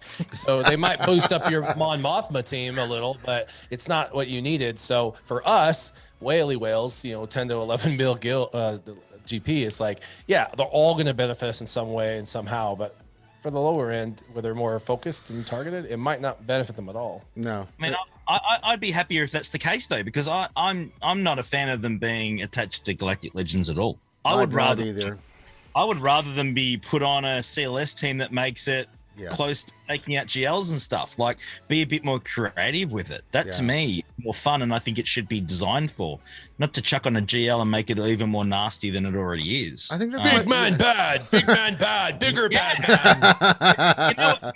You know what my concern is, and I think that we might see down the track is that I think that we'll see a set of Datacrons come out that's going to throw the defense penetration back in, and that's going to take us back to the situation where we're going to have these non-GL counters again, like we used to have, but we're going to have to farm Datacrons to get them. That I see that happening down the track. I really do. I didn't think about that. That's certainly something that I can see happening at some point with some stat bonuses. There'll be some stat bonuses that do the whole defense penetration thing, and then you'll go back to using a lot of the old counters we had previously that they took away from us that we now have for 3 months only, though. Yeah, for 3 months only. Which we need to farm, which a lot of people will use for crystals. So there's your way of monetizing the defense penetration that we used to have for free. So, that's something that I see, and I'm not proud of it. I'm not a fan of it, but that's watch this space and see where it goes. I guess my question is, if you're not really much of a spender, what's the point in spending into this when you're going to have to spend all your earnings back on it? Like it's a wash. You don't end up getting to use any extra crystals for anything cool. You'd end up having to buy crystals for something else. You might as well use your earned crystals for something else, and just whatever you get for free using it. That's what I'm thinking, because that's what I'm doing, and this doesn't make sense. If it's like, oh, it's helping me, gain an extra, 700 crystals a week because I'm winning more, but I have to put 700 crystals into it. It's like, that's stupid. So. Yeah, but it's just one of those things. The problem, Datacrons, they're temporary. It's hard to make back your investment unless you go hard on them, right? So you can win those GAC battles and things of that nature, right? Or help your guild win TW. And then I agree with you, Heinz. I think they're overtuned for GLs, man. GLs should not have been a part of this. And even then, some of the stats, like that one I just rolled that I'm going to be putting on Kenobi, 500 and something. I'll still what? I actually think that the Datacrons would have been better accepted if GLs weren't included in the rollout. I would have probably, I agree with that. I think that it would have been less, bad PR if it had been, okay, we're going to focus on 5-0 first and Night Sisters or something for the first two, like something like that, instead of going GL heavy. Like the Omicrons. That made it worse, Yeah, like the Omicrons. I think the Omicrons are a great addition to this game. That's really helped. They've been brilliant. I've really enjoyed those. I think they've been a great addition. Absolutely. Yeah, I mean, it's just, goodness. All right, what else? Any three question? Is Aldous going to change his Switch name to Aldous _ Datacron now? He loves them. I'd fucking love to. I mean, oh God. My entire channel is not. We don't play. We don't only play Star Wars Galaxy. We play other games. Never know. You never know. You could corner the market on that name there. Aldous, just throwing out there. Aldous _ Datacron. There you go. No, but I do think. But everybody else agrees with me now. When you engage in Datacrons and you have the right Datacrons, every single other people in this panel has farmed Datacrons. As much as they go with the Datacrons is the death of the world, they are still engaged with Datacrons. And I would encourage everyone in chat to engage with Datacrons. Go to their channels, chat to them, get the right Datacrons. Don't re-roll stuff that you don't want. Don't re-roll willy-nilly. Take advice from people that know stuff. Heinze has a huge community, Ranger, Warrior, talk to these people. Well, I'll say this: I'm not engaged with Datacrons because I'm a fan of them. I'm engaged because I'm past the point where it's like I looked at this, I'm not a fan of it, but it is part of the game. You know, it's like mod depression. I do mod depression twice a day. You know, you can see my tears of sadness when I'm streaming, right? But I don't do it because I don't enjoy it. I do it because I'm trying to help the community, so I'm going to engage with this. Exactly. But this is a new gambling mechanic that has a different drop rate and a different mechanic, especially in the rerolls. Don't reroll early if you're going to 9. But I like Warrior's take on just rolling things to 3. It is a complicated new mechanic. We'll figure it out, but I mean, I just think there's some things that they need to take off and pull back on. I mean, Datacron's here, and if they're going to keep them in the game, I think we all, like me and Heinze, we're on the same page. I don't know, Warrior, how you feel about the GLs being taken out of Datacrons. I like maybe some of the stats a little bit less because these are some outrageous stats we're getting with these. Who at CG was like, you know, JMK is a little underpowered. I think he needs 500% health steal. I mean, that might make a fair fight. You know, it's not really fair right now that he's the most powerful thing in the universe. So, you know. Let's release a new faction that takes out JMK before Cat. Let's do that too. That's a great idea. Let's make it so terrible that the next character we'll promise can beat JMK and everybody will spend a bunch of money on it. Oh, wait. No lifter units. I don't mind, but I don't mind people like gambling the $90, $100 to beat me twice. Like, I don't mind that. Well, nobody here minds people spending money in the game. I don't have. That's not a problem. And those people that are literally those people are gambling multiple times to get that surprise mechanics. Damn it! Sorry. No, sorry. I don't mind those people surprise mechanicking themselves to face all right, Aldous. Another person. No, but those people are surprise mechanicking themselves against another player that is also surprise mechanicking, and literally those people just surprise mechanic themselves, and it's insane. I mean, like it is nonsense. I love this. I love the spenders. I think you people should wear hats. I love you. You're a spender too, you psychopath. No, but these people are insane. I mean, the people that are surprise mechanicking their way to level 9. Oh my God! What? It's a new level of idiocy. Sorry. Well, I just think for me again, I did it because how is it not a new level? Okay. Well, defend. Because I didn't do it because I just did it because I'm doing some science. I'm doing some testing here. Like, what that I can put out to the community? How effective what is the impact of Datacrons?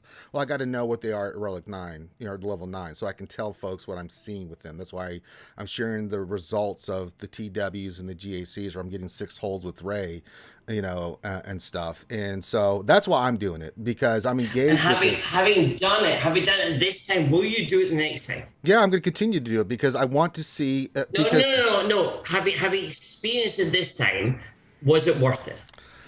Was it worth it? For me personally, yeah, I'm winning. It was totally worth it. But do I think it's fair? No. I mean, it's like. It's not worth it. It's not worth it. It's not fair. It's not worth it. I just feel bad for my opponents that have to deal with this stuff that don't have it, right? It was like that TW match. That guild completely clocked our Ray wall and got to my, level 9 Datacron, and we're like, what? What do we do with this thing? Yeah. It didn't lose any. It hardly lost any protection. It was ridiculous, And you paid to win. You paid to win. Yeah, but I don't want to pay to win like that, man. Exactly. It's a hollow victory. Yeah, it felt hollow. It's only a matter of time, though. It's only a matter of time until you come up against another guild that's going to have a full 50 raise, level 9 or whatever it is. Right. Like, you're going to get in the situation, matchup-wise, at some point where you're going to get ripped a new one because you're on the wrong side of it. Yeah, and I don't like that aspect either. I don't do TW. TW is all right, Gad. You better start doing some TW. Okay. Do some TW. But speaking of TW, she loves TW. She loves JC. She's the world famous Kate Gaming. Yay! in. Hello, Kate. I had a little time before I could get going, so I just stopped by real quick. That's Say right. How hi. did your GSC go? I saw you were streaming. Oh, this I morning. lost both. Oh no! What happened? I don't care. Wait. Stupid decisions on my part. I don't stress. I don't need extra that's stress in my life. Yeah, and you go home. Win or lose, who cares? Yeah, Exactly. right? Yeah, at this point in GSC. Like worst case, I move down and I get maybe Easier easier battles. matchups. That's okay with me. I actually said that in the stream last night. Like, should I lose this one? Because I really don't want to get in the top 400 again to get spankadoodled. Well, there's also a lot going on in my personal life. Like I've had like 3 doctor's appointments this past week. Like everything's fine, but Okay.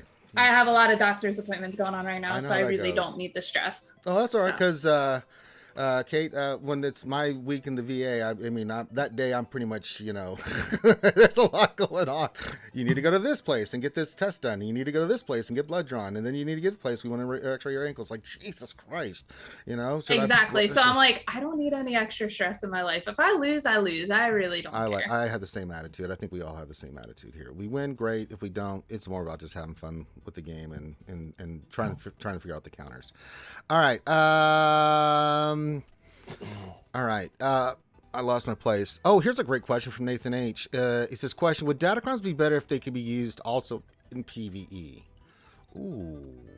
Ooh. Sure would help in light side TV, man. Unfortunately, it would help make it easier, but the ship portion of light side TV is still a nightmare. I don't know. PvE, what do you guys think? Kate, what do you think?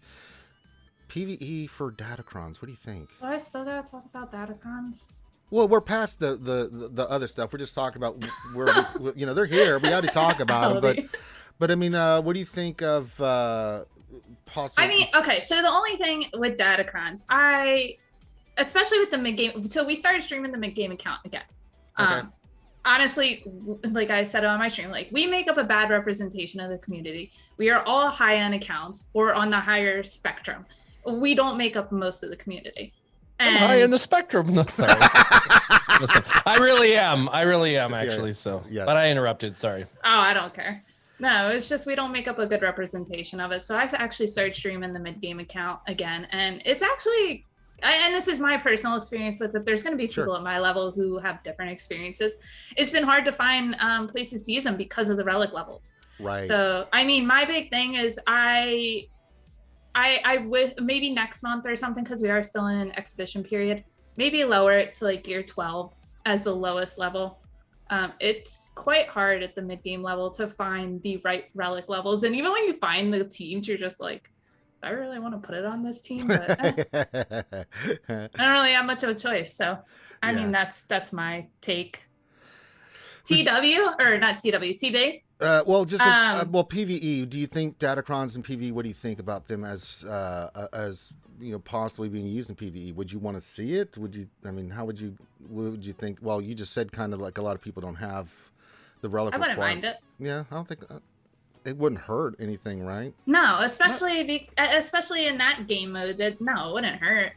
Yeah, and you're not doing anything extra. You're just clicking a button at that point. It could help a lot of mid-tier guilds. Exactly. It could help more people than it's going to hurt at that point. Yeah, because a lot of them, you have to go through that progression of like heroic Sith raid and and then the sea pit and stuff like that. I think that would be kind of They would have been better if they started off with the PvE. Could have been. But I'm never going to know now. Yeah. Well, it is what it is. All right.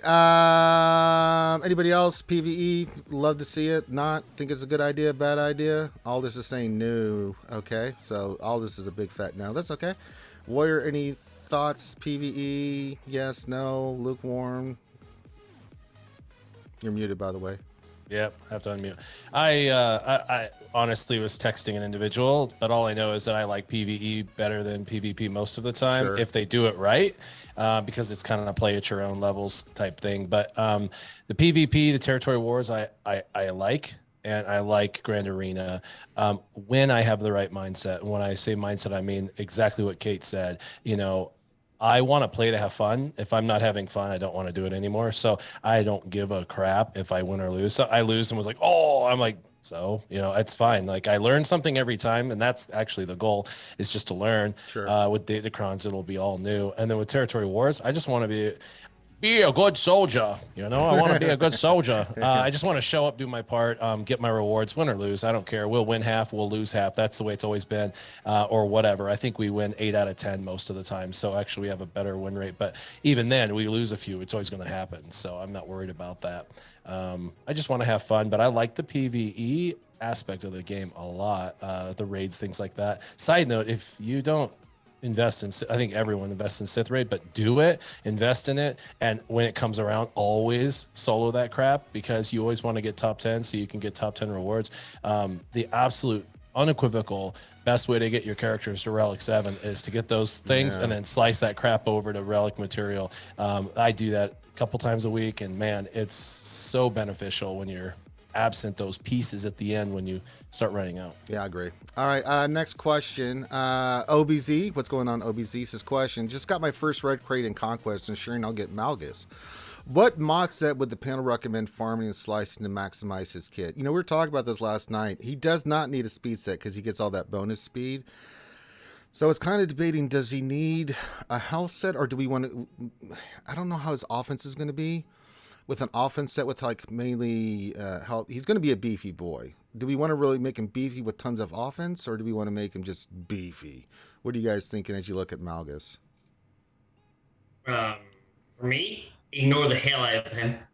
Ignore the hell out of him? No, his kit is the meta. His kit and the way he is, and his Omicrons is the meta. He does not need mods. You can literally throw him in naked. No, he's and going he'll to still be be good. brilliant. Yeah, so he's not going to be a character that needs speed. He's not going to be a character that needs damage. He is a tank, so you know what? If you've got some lazy-ass damage mods or defense mods, just stick them on, but no one cares. I don't think he's going to be a character that's going to be meta modded. I think your best mods will go elsewhere. And I think he'll just pick up the level 10, level 11, level 12 mods. For me, I would definitely not farm mods for him specifically, but he is a tank, so if you can be bothered, then just stick a little bit of defense on him. But I reckon they will launch... There will be a counter to him. Well, of course there's going to be a counter to him, but yeah. that's not the question. How that says with mods. The counter to him will not be mod dependent. The counter to him will be kit dependent, and it will be someone with a different. So, no. Do not farm mods for Malgus. He is not mod dependent. His kit is amazing. He is amazing. Yeah. Okay. Just my take. Okay. Anybody else that would like to recommend a mod set for Malgus looking at? He's a tank, right? Yeah. So you need to go something really, really thick. So there's protection up built in there, max health bonuses, stuff like that. So you need to make him a bit of a brick wall. I think that makes. I was also thinking maybe tenacity on him too. I mean, at least a tenacity set, maybe get his tenacity really high, because I don't know what his tenacity number is going to be, but if he's going to be the tank taking all that damage, you don't want him to get any kind of boo-boo stuff on him, possibly. What do you think, Warrior? Not if he's running with Sith Empire. I mean, I don't know. I'm thinking about like 80% armor. Right. And 200,000 plus health. Okay. Yeah. And Relic 9 day one. Oh my god. And if you can add good secondary stats, great. But his like massive, he's not going to do crap offense wise, except for that one hit, and that one hit isn't going to matter what his offense is. It's just going to be massive damage. So I'm not worried about like the offense. I'm really not worried about like debuffs and tenacity and stuff with the team he's going to be running with.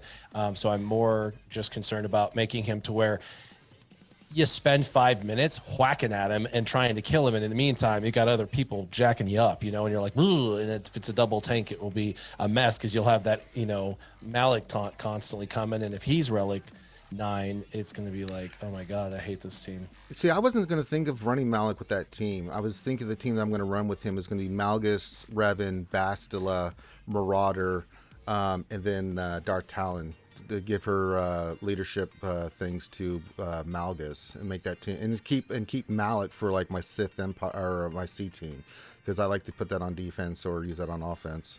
I'm just thinking like territory wars. They'll, you know, Sure. trying to set the toughest defense. That might be a use for him in that particular position. But Sure. yeah, Talon that's just gross. Like, oh, you got to kill Malgus twice. No, okay, well, just give up. It's kind of gross. Okay. Let's see. What else in 3 says question? Sounds like Heinze is calling for a real Sith of genius. Oh God, I haven't heard that term in a long time. Real Sith of genius. That's what the channel was originally called, and then we got copyrighted, and we were told we had to change the name. So, unfortunately, we don't own the Sith name, so we had to change it. We used to do that funny segment where it's like, real Sith of genius. Here's to you, 18-hour doing the gas event, idiot ranger. OBC question. I unlock Cat for my JMK squad and Malgus at the same time. Which would you prioritize gearing and relicking? I'm going to say Cat. What do you guys say? At 100%. Yeah, Kate's. Yeah. And Cat just needs to be fast. I mean, you just want an insta kill as quick as possible. That's going to help you a lot. So get the speed up, whatever you need to do for that. She's such a big difference on that team with JMK, and she's so bloody good in that team. Don't get me wrong. I love me some Malgus, but if you're going to say Cat and Malgus, you got to get Cat up and running, and you got to get her modded and get her in that team. You only need a Relic 5. Now, I've got mine Relic 8, but that's because I first unlocked her, and I wanted her to do... I'm like still running her at Relic 2 on this one. That's fine. And I just brought her up. She Yeah. was Relic 0. I was like, crap, I need like at least 3 to use the Datacrons. Yeah, I took her to Relic 8, so, I did need to, but, I was just trying to think, what was the question? Something about Cat. Oh, God. Would you like gear up Cat or Malgus? I think. Who would that you was do the first? question. Yeah. I don't know, because I like Cat, but my kitty cat just has that insta kill, and that kitty cat runs off the speed. So I go GMK. If I have GMK, I stop the thing on kitty cat. Yes, Kitty yeah, cat they have just GMK. insta-kills. But we're also not getting Malgus for another month. Yeah, Right? I think he's going to. He's saying he's going to get them both kind of squared away at the same time. So, which one would he go for first? Would he do in that scenario? Like, would I go for Cat or would I do? Are we on mod? Are we in mod world? It's just gear. Cat's a known quantity, right? You Yeah. know what Cat brings to the table. So, yeah, you go for Cat. And surprise, surprise, once Cat's done, you roll straight over to Malgus. Yeah, that's what I would do. I mean, yeah. all right, Jibo 6969. What? I was halfway through my answer, and then I got. You didn't even know what the question was, you psycho. I did know what the catch was, my psycho. Oh, God, throwing hubs and chat. I like him. He's Scottish. What was he? What was the question? Moving on. All right, Jibo. Okay. Question for Heinze. Moving on. Here we go. Heinze, any idea when Crumb is coming to talk to you about gear economy and whatnot? I know you mentioned in your last interview with him. Yeah, I did. Yeah, I think he's back on leave again at the moment, though. Unfortunately, But he's finished up his Papa leave. Yeah. Yeah, he's still on. He's still changing diapers, as you call them over there in the US. So as soon as he's What do you finished, call them, nappies? Yeah, we call them nappies, Okay. but you call them diapers. But once he's finished, once he's run out of diapers, he's going to hit me up and we're going to work it out. What do you guys call your napkins? Diapers? Do you wipe your face with diapers? No. What the hell? Napkins? Well, we call our napkins for our face, and then Yeah. diapers go on the butt. So if we call your diapers nappies, do you call your nappies diapies? No, well, I mean, baby wipes if you're wiping your face, and then napkins are normal freaking napkins like you do at a table. Okay. They don't change. Okay. Yeah. Oh, God. Welcome to Australia. This has been Australian Words and Talk And it's with not candy Heinze. here either. It's not candy, it's lollies. And if you don't believe me, my watch God. Bluey. Oh, And boy. that's proof. Oh, Jesus. Yeah. Yeah, watch Bluey. All Bluey. right. Gappy question. What's the thoughts on the Inquisitor's viability? Needs to be better. Boy, it's really rough. I mean, the Inquisitors without a Great Inquisitor, we know how bad they are. They really are not a good team. I think Aldous has a thought. You have a thought on the Inquisitors here, Aldous? Did you? He had his hand up. I quite like them. I like the mechanic. Okay, so maybe they are not tuned the way that everybody wants them to be, but I like the way that you have this ability to pick the right there's like 5 leaders. You can pick the right leader, and I kind of like them. I quite like them. What do you like about them besides that? Because they get stomped by every team in the game without, and Grand Inquisitor haven't been brought up yet. Well, but have you guys watched so I was watching Playbook the other day when he unlocked Grand Inquisitor, and he was actually saying some very interesting things about the Inquisitor faction, and a lot of it comes down to we just don't know how to use their kit fully yet, and there's a lot of almost like hidden mechanics behind it that we need to figure out, and then maybe fair something else will come about. That's what I'm saying. Is that, in fact, these things are incredible. They're a puzzle that we need to work out, that we're better against certain teams. And I like the way that the different speeds, so you can't just wander in there going, oh God, I'll speed that one the fastest and this one the slowest. You have to have them all different speeds. And when I get them in this different, the mechanics is incredible. And that's what I loved about their unlock thing of the Grand Inquisitor.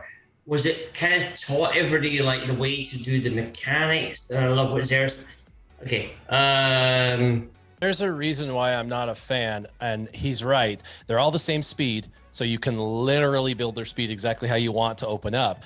But why would you do that other than for offense? And how can you get the most out of them? It's only offense. You can only use them for offense, because the deal is every one of them is crappy, okay, and really great. And that differential is 1 purge, 3 purge, 6 purge. Right. Like, they get better. The problem is they always use their specials consuming purge, so you never get to the 5 or 6, except for maybe on the first turn if you time it right. So your initial salvo on defense might be right. But outside of that, they're just going to be like 2 purge, take it, 2 purge, take it. And then you'll never get the armor shreds. You'll never get the buff immunities. You'll never get the speed downs. Like, all the cool stuff that the team does, the stuns, the control, you have to manipulate it on offense. It's such a labor intensive team that it's only good on offense really as a future team. And then it's also factionized to a specific counter, where outside of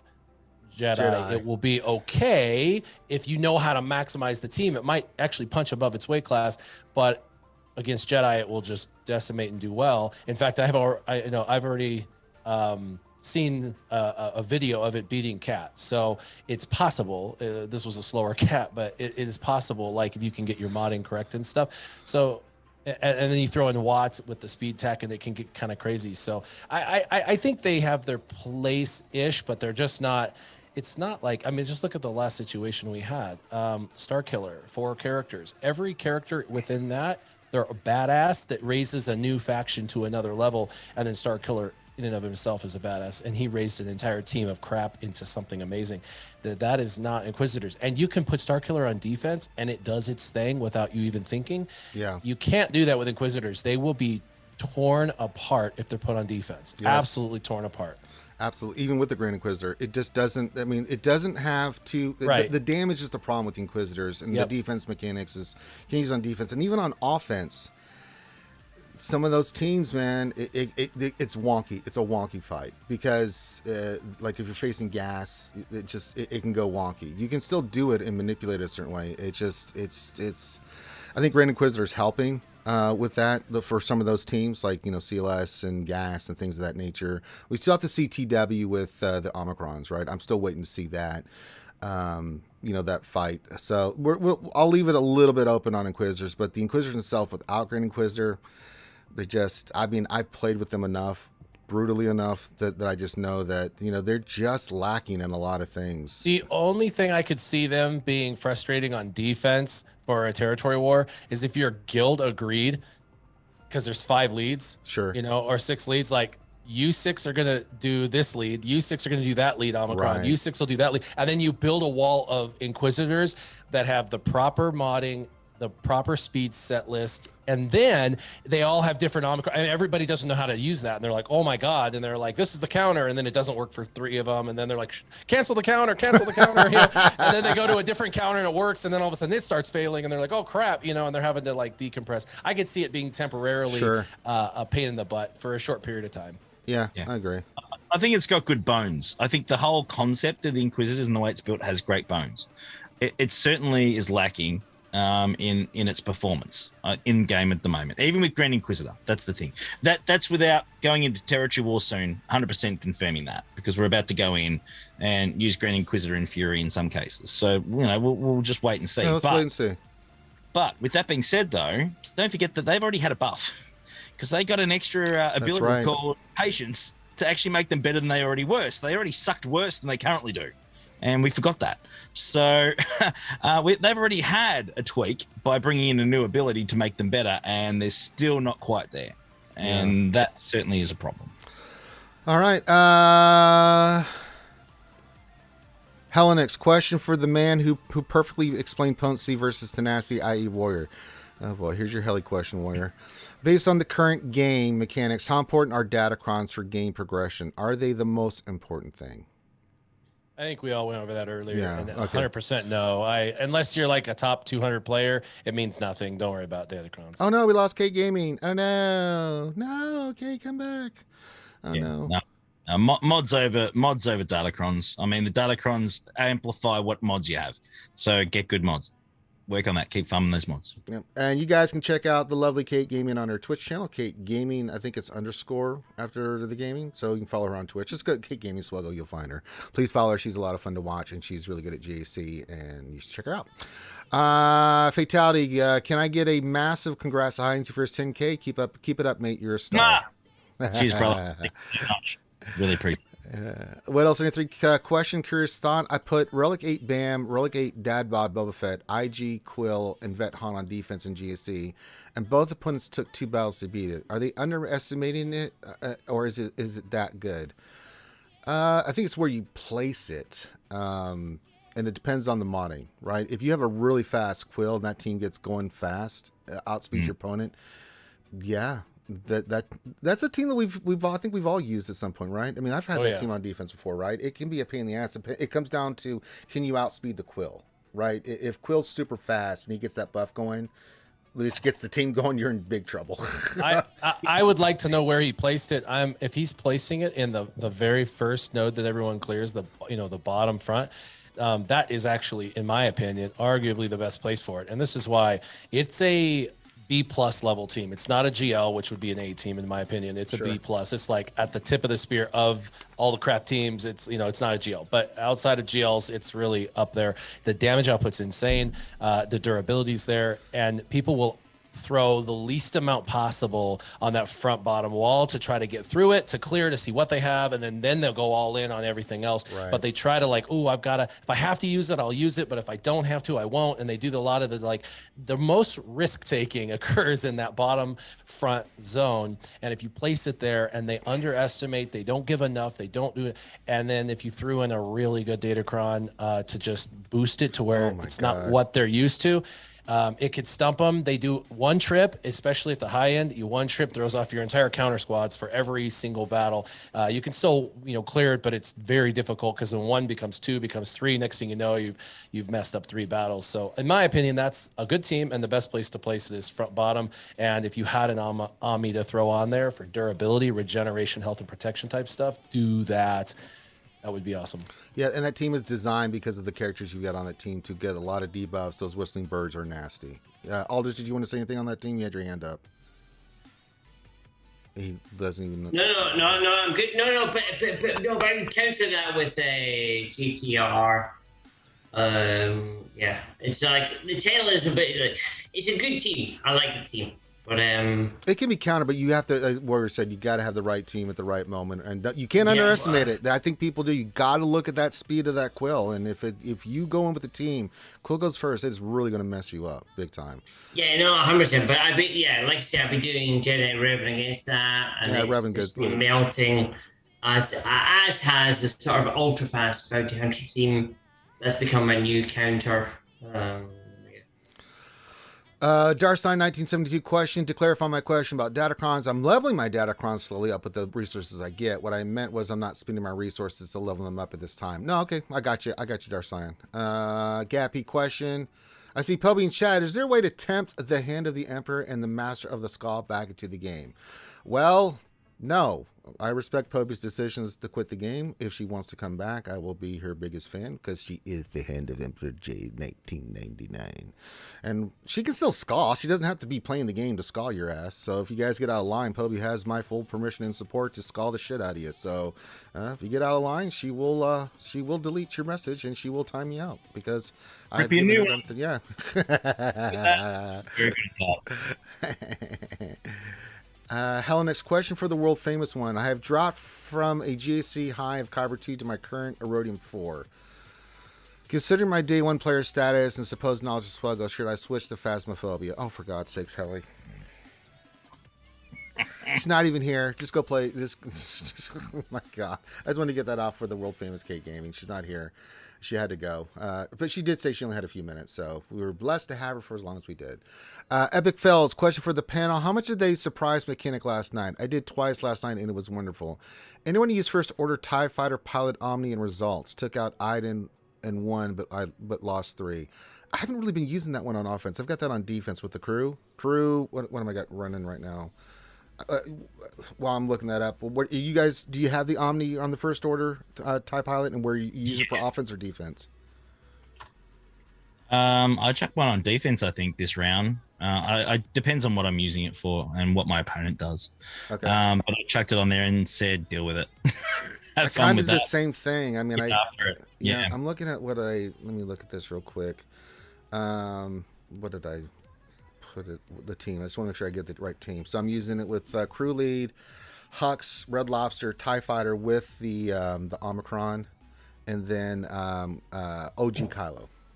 Yeah. I think I did a Phasma lead, OG Kylo, Death Panda, First Order TIE Pilot, and who did I use in the 5th? Oh, geez, I can't remember off the top of my head. Sorry. Sure. Give me a second, and let me just look. Oh my God, it's been a long day. Let me have a look. Hang on, I'll look it up. I've got it up now. Give me a second. Sorry, hang on one sec, and I'll look it up and see what I did. Here we go. Where is it? Here. It's here somewhere. Please hold, everyone. Might be too long. That's my pilot for the assist. OG TIE Pilot with the Omicron and Death Panda. Okay. Aldous, do you have the TIE Fighter Pilot? Or are you using it for offense or defense? It's on defense. But no one's attacked it. Well, I think one person attacked it and they cleared it, but okay. I have no intel. But yeah, it's on defense with the similar team. Yeah. Okay. It's working good. I wouldn't touch it. Okay. What about you, Warrior? TIE Fighter Pilot Omicron? Nope. I have Phasmas, but for Territory Wars, but I don't have the Grand Arena one. Okay. It looks good. It looks like you can take out Star Killer potential. So that's like, you know what I mean? That's no slouch thing to say. Yeah. That is a definite. You should be considering it. All right. All right. Let's do last rounds of questions here. One Strongman says, question, where's the Sim Sith raid? Yes. I don't know. Yeah. We want it. When? Great. So the issue with that, and I don't know if that'll come anytime soon, is there's still people like me that solo it and put myself in the top 10 to get the best rewards. And for the record, that raid goes amazing top 10 and then trash outside of that top 10. And if you go to simming it, it will randomize who gets what, and nobody wants a randomization. Even if they put automation in there, only the guilds that don't know what they're doing would automate it. The rest would leave it on manual and make us play that 15 minutes it takes to solo it, so we could decide our placement. Because if you don't, then you decide what they sim give us will probably be trash compared to what we can get if we just put in the effort. And honestly, if you don't have time, like there's times I don't have time, I don't do it.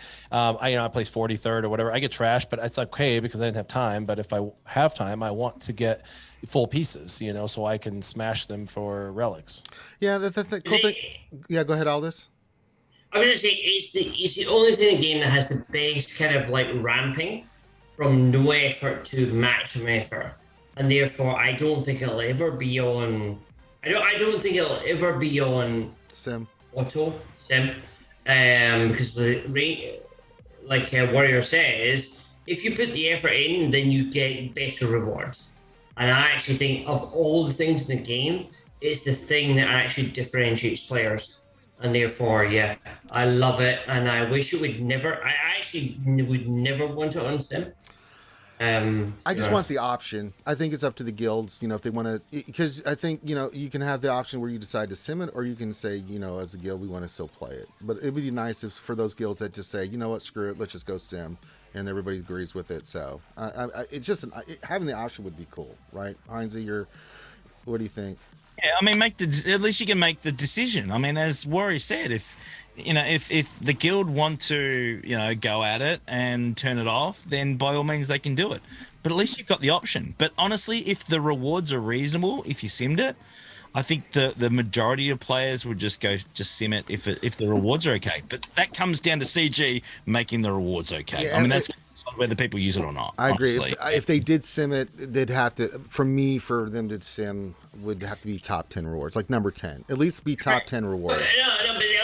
But if the sim rewards were like 11 or 12, no, and not the app. Okay, well, so I like it as is.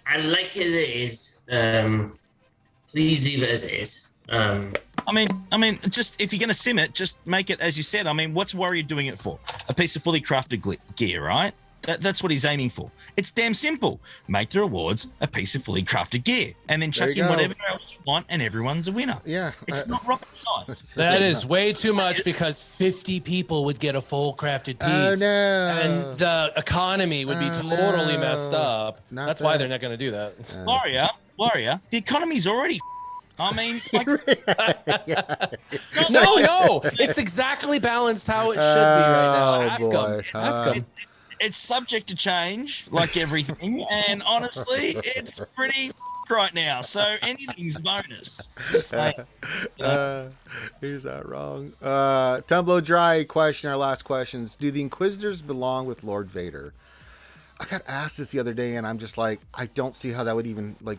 So you put Lord Vader with a couple Inquisitors and Royal Guard on defense. SLKR is still going to rip that thing apart, and Fennec's still going to rip it apart. I don't see how that. It'll be our 2024 March Sith rework of Darth Vader number 4.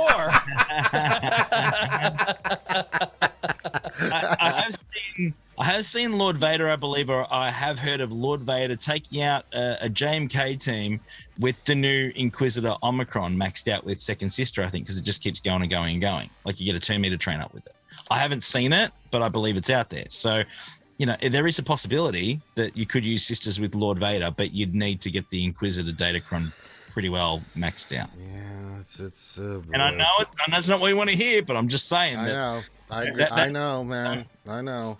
I don't agree with it, but I'm just telling you that, there is a possibility that, yes, it could be used with Lord Vader. Ideally, for the majority of the players, no, it won't. I mean, you just won't, because it's another team you could use somewhere else. If you have them at a reasonable level where you get close to unlocking Grand Inquisitor or not, you can throw them against a crap team they've set on defense as a filler, and it'll wreck it for full banners. So it certainly depends on the situation and individual roster, I guess. Yeah. Real quick, the Force Stronger says, question, why is it that there are 82 people watching and only 22 likes on the stream? I don't know. People can like it if they want. They can do it if they want. It is what it is. Thumbs up, you lazy What else? 3 This is the last question. So no GL announcement this month, it looks like. Could it be? It'll be a few more months for the next announcement. What do we think the next GL is coming? August.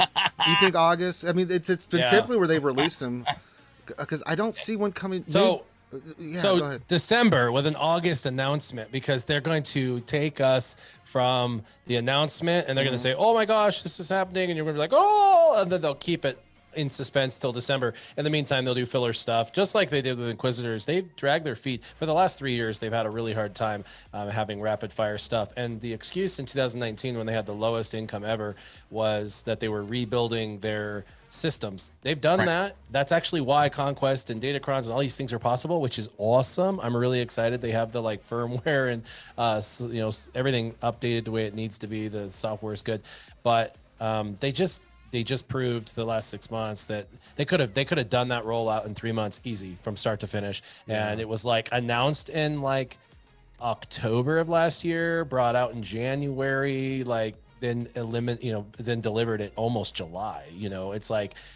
8 months, really. You've dragged this out from announcement to completion. Basically 8 months is too much for one faction, for one piece of content. In the meantime, they sent out a couple of characters to try to like satiate us and stuff. Yeah, but it's still not the same. Sortie and Radis and stuff like that. And then Shorty, for the record, they gave Shorty the shortest window in history. They really did. She had like 18 days left on her pack, and they were like, screw it, just farm her. And then they put her permanently in the store on the first like slot, so you could get her with crystals every single refresh. Oh yeah, they did that to me. Yeah, and she was in the store in other places, so sometimes you could get 4, sometimes you could get 12. I was like, oh my gosh, like they're giving her away. So whatever, I don't know. I think they'll announce it in August, but then I think they'll run that until December, and that will be our December event. And I think it'll be 1 GL this time and not 2. I don't think we're getting 2 either. I think it's 1. Try to delay it. And Revan, it'll be a redeemed I'm Revan. I'm leaning on True Revan too, like Revan Reborn, right? I think the 2 possibilities I thought was either Leia or GL Revan, right? But since someone said that, well, they'll probably do Leia next year because that's the 40th anniversary of Return of the Jedi. I'm like, all right, let's start leaning on the GL Revan one. And the only reason I think that is because I know it's there, because remember back in the day, a couple years back, when I was interviewing CG Carey, she dropped that bomb on my ass that they were going to do True Revan and pulled it off. I was like, oh no, the one Revan I really wanted the most. That sucks. Oh well. So we'll see that. See if that happens. All right. Oh, Clayton just came in with a $7.77 donation. Says, howdy, Ranger. How's the morning treating you and the panel, or whatever time it is for you fine folks? Well, I think all this, what time is it in New Zealand? Like, you and Heinz are probably in the same time. 4 a.m. 4 a.m. God damn. 4 a.m. for him, 2 a.m. for me. Oh, okay. All right, let's wrap this up. I love it. I love you guys. We love you too. All right. So with that, we're going to end the stream here. Thank you guys for joining us. Hit the thumbs up, subscribe, yada, yada, yada. But what we are going to do now is let these awesome and amazing folks pimp their stuff. Please do me a favor. Go check out their channels. Check out their content. Really awesome stuff that you will really enjoy. I watch all these guys and gals as much as I can and support them. It's a great way to say thank you for them being here on a Saturday morning or wherever time it is for them to be here on their own time and their own dime, just to help you guys with answering questions and give you the answers you're looking for. So that is the easiest way, is to go watch videos, subscribe to their channels, hit the thumbs up, all that stuff. It really does make a difference. So we'll start with Aldous. Aldous, where can folks check you out? The biggest sandfly and all the Aldous. He's okay, there he is. I was unmuting myself. Sorry, I am Dom. I assume an Operation Get the hell out of here. Operation Metaverse. I used to see with my mother, money. She no longer streams with me, so I just do it myself. Please follow me on Operation. Yeah, just okay. You're on a timeout. I'm putting you on a timeout. Go check Aldous. Aldous Sandfly. I'm gonna mute you. Aldous. Thank you, everybody. Thank you, everybody. Is it Aldous? Is it Aldous _ Sandfly, or is it Aldous Sandfly? No, it's Operation Metaverse. I'll see you next week. Jesus. See you next week. Oh my God. I love you. I love you. All right, get out of here, you crazy kid. All right, Warrior, where can folks check you out at, my friend? Well, I'm on Twitter pretty much every day. I do updates, things like that, what's working, what's not, because it's easy and fast. And then I do YouTube occasionally, and I do Twitch occasionally, and I'll kick things back and forth. If I have it on Twitch, I'll throw it over to YouTube.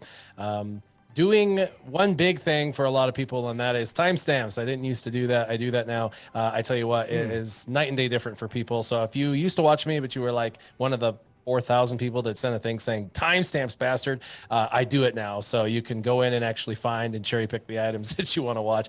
I did just recently do a video on that new pack, the new mod pack, why I like it. It was nice. All that. And you can go straight to just that. Go to the timestamp and you'll find it. The one thing I am frustrated is YouTube says you should just hit the double tap, and instead of going 10 seconds forward, it goes to the next chapter. That doesn't work for me on any of my devices. So I don't know if it works for anyone else, but that's supposed to be that way. They need to fix that so it would be convenient. So your Twitter handle is, and everything is Warrior Presents? Everything's Warrior Presents, except for Twitter. Some bastard took Warrior Presents. It's Warrior Present. With present. No presents. Okay. I'm only going to do one presentation, and it'll be Warrior Present. The rest of it, I present a lot of stuff. I'm sure they could find it if they look it up. That's not hard. At Warrior Present. Yeah, he did it once, and then he was gone, and that was all we know. Heinze, where can folks check you out at there, mate? Heinze69, not hard to find. Everyone's a winner. We've actually got a huge week this week. We've got TJ on Monday, but we got Thursday, we got the Knight Brothers. We're actually going to have Lego joining me right here live on the stream. I'm sorry to hear that. In town. So Lego's going to be here, which is great. And I'm really sorry. We're also going to be catching up with Hirsch live at GridCon. Grid's having his catch up. That's right. So all the crazy vlogs from that are all going to be hanging out as well in voice chat, which is going to be wild. And then, of course, we're going to have the Grizzly session on 10 p.m. Eastern on Friday, where we hit, of course, the 10K subscription target that I set with Mrs. H 3 years ago. Mm-hmm. And Mrs. H will be joining me live in here as well for the first time. Can we just have it with Mrs. H and not you? Yes. Okay. I think that will probably happen. I would like to see that. Yeah, usually in the background like Matt Damon. People can finally realize how much I'm betting way above Matt Damon. So, should be a lot of fun. Looking forward to that. And it's gonna be a real crazy week for us. So we'll have Heinze like Matt Damon is on the Jimmy Kimmel show in the green room. Yes, just be sitting there. Just, Apologies to Heinze. We'll get you on next time. Yeah. So go check out all these guys. Check out all these great channels and check out their content. We got as many questions as we could, so check that out. Check out Heinze's channel, check out Warrior, check out Aldis, check out Kate Gaming, and of course, check out Operation Metaverse with Gom. Me and Gom, man. And I was just talking with him the other day, man. It's like 6 years we've been doing stuff together with me and him. Jesus Christ. Getting a little old, little long in the tooth there. Well, you're an old crusty turd like us too. 2016, baby. Oh my God. What are we doing with our lives? So with that, thank you guys for joining us. Enjoy the rest of your day. I should be on tonight on Twitch. We should get some D&D in. Finn's actually being the DM for this part of the D&D session, so it's been kind of nice just being a character and not DMing and doing all that stuff. So we'll have that tonight on Twitch, which will be 8 Eastern, 7 Central on the Twitch channel, unless something changes. Sometimes people real life stuff happens, but we'll do some D&D tonight. So if you want to check that out on Twitch on Reality Skate Gamers. So everyone have a great rest of your day. Thanks for hanging out. Love you guys. And if we don't see you soon, we'll see you when we see you. Peace out.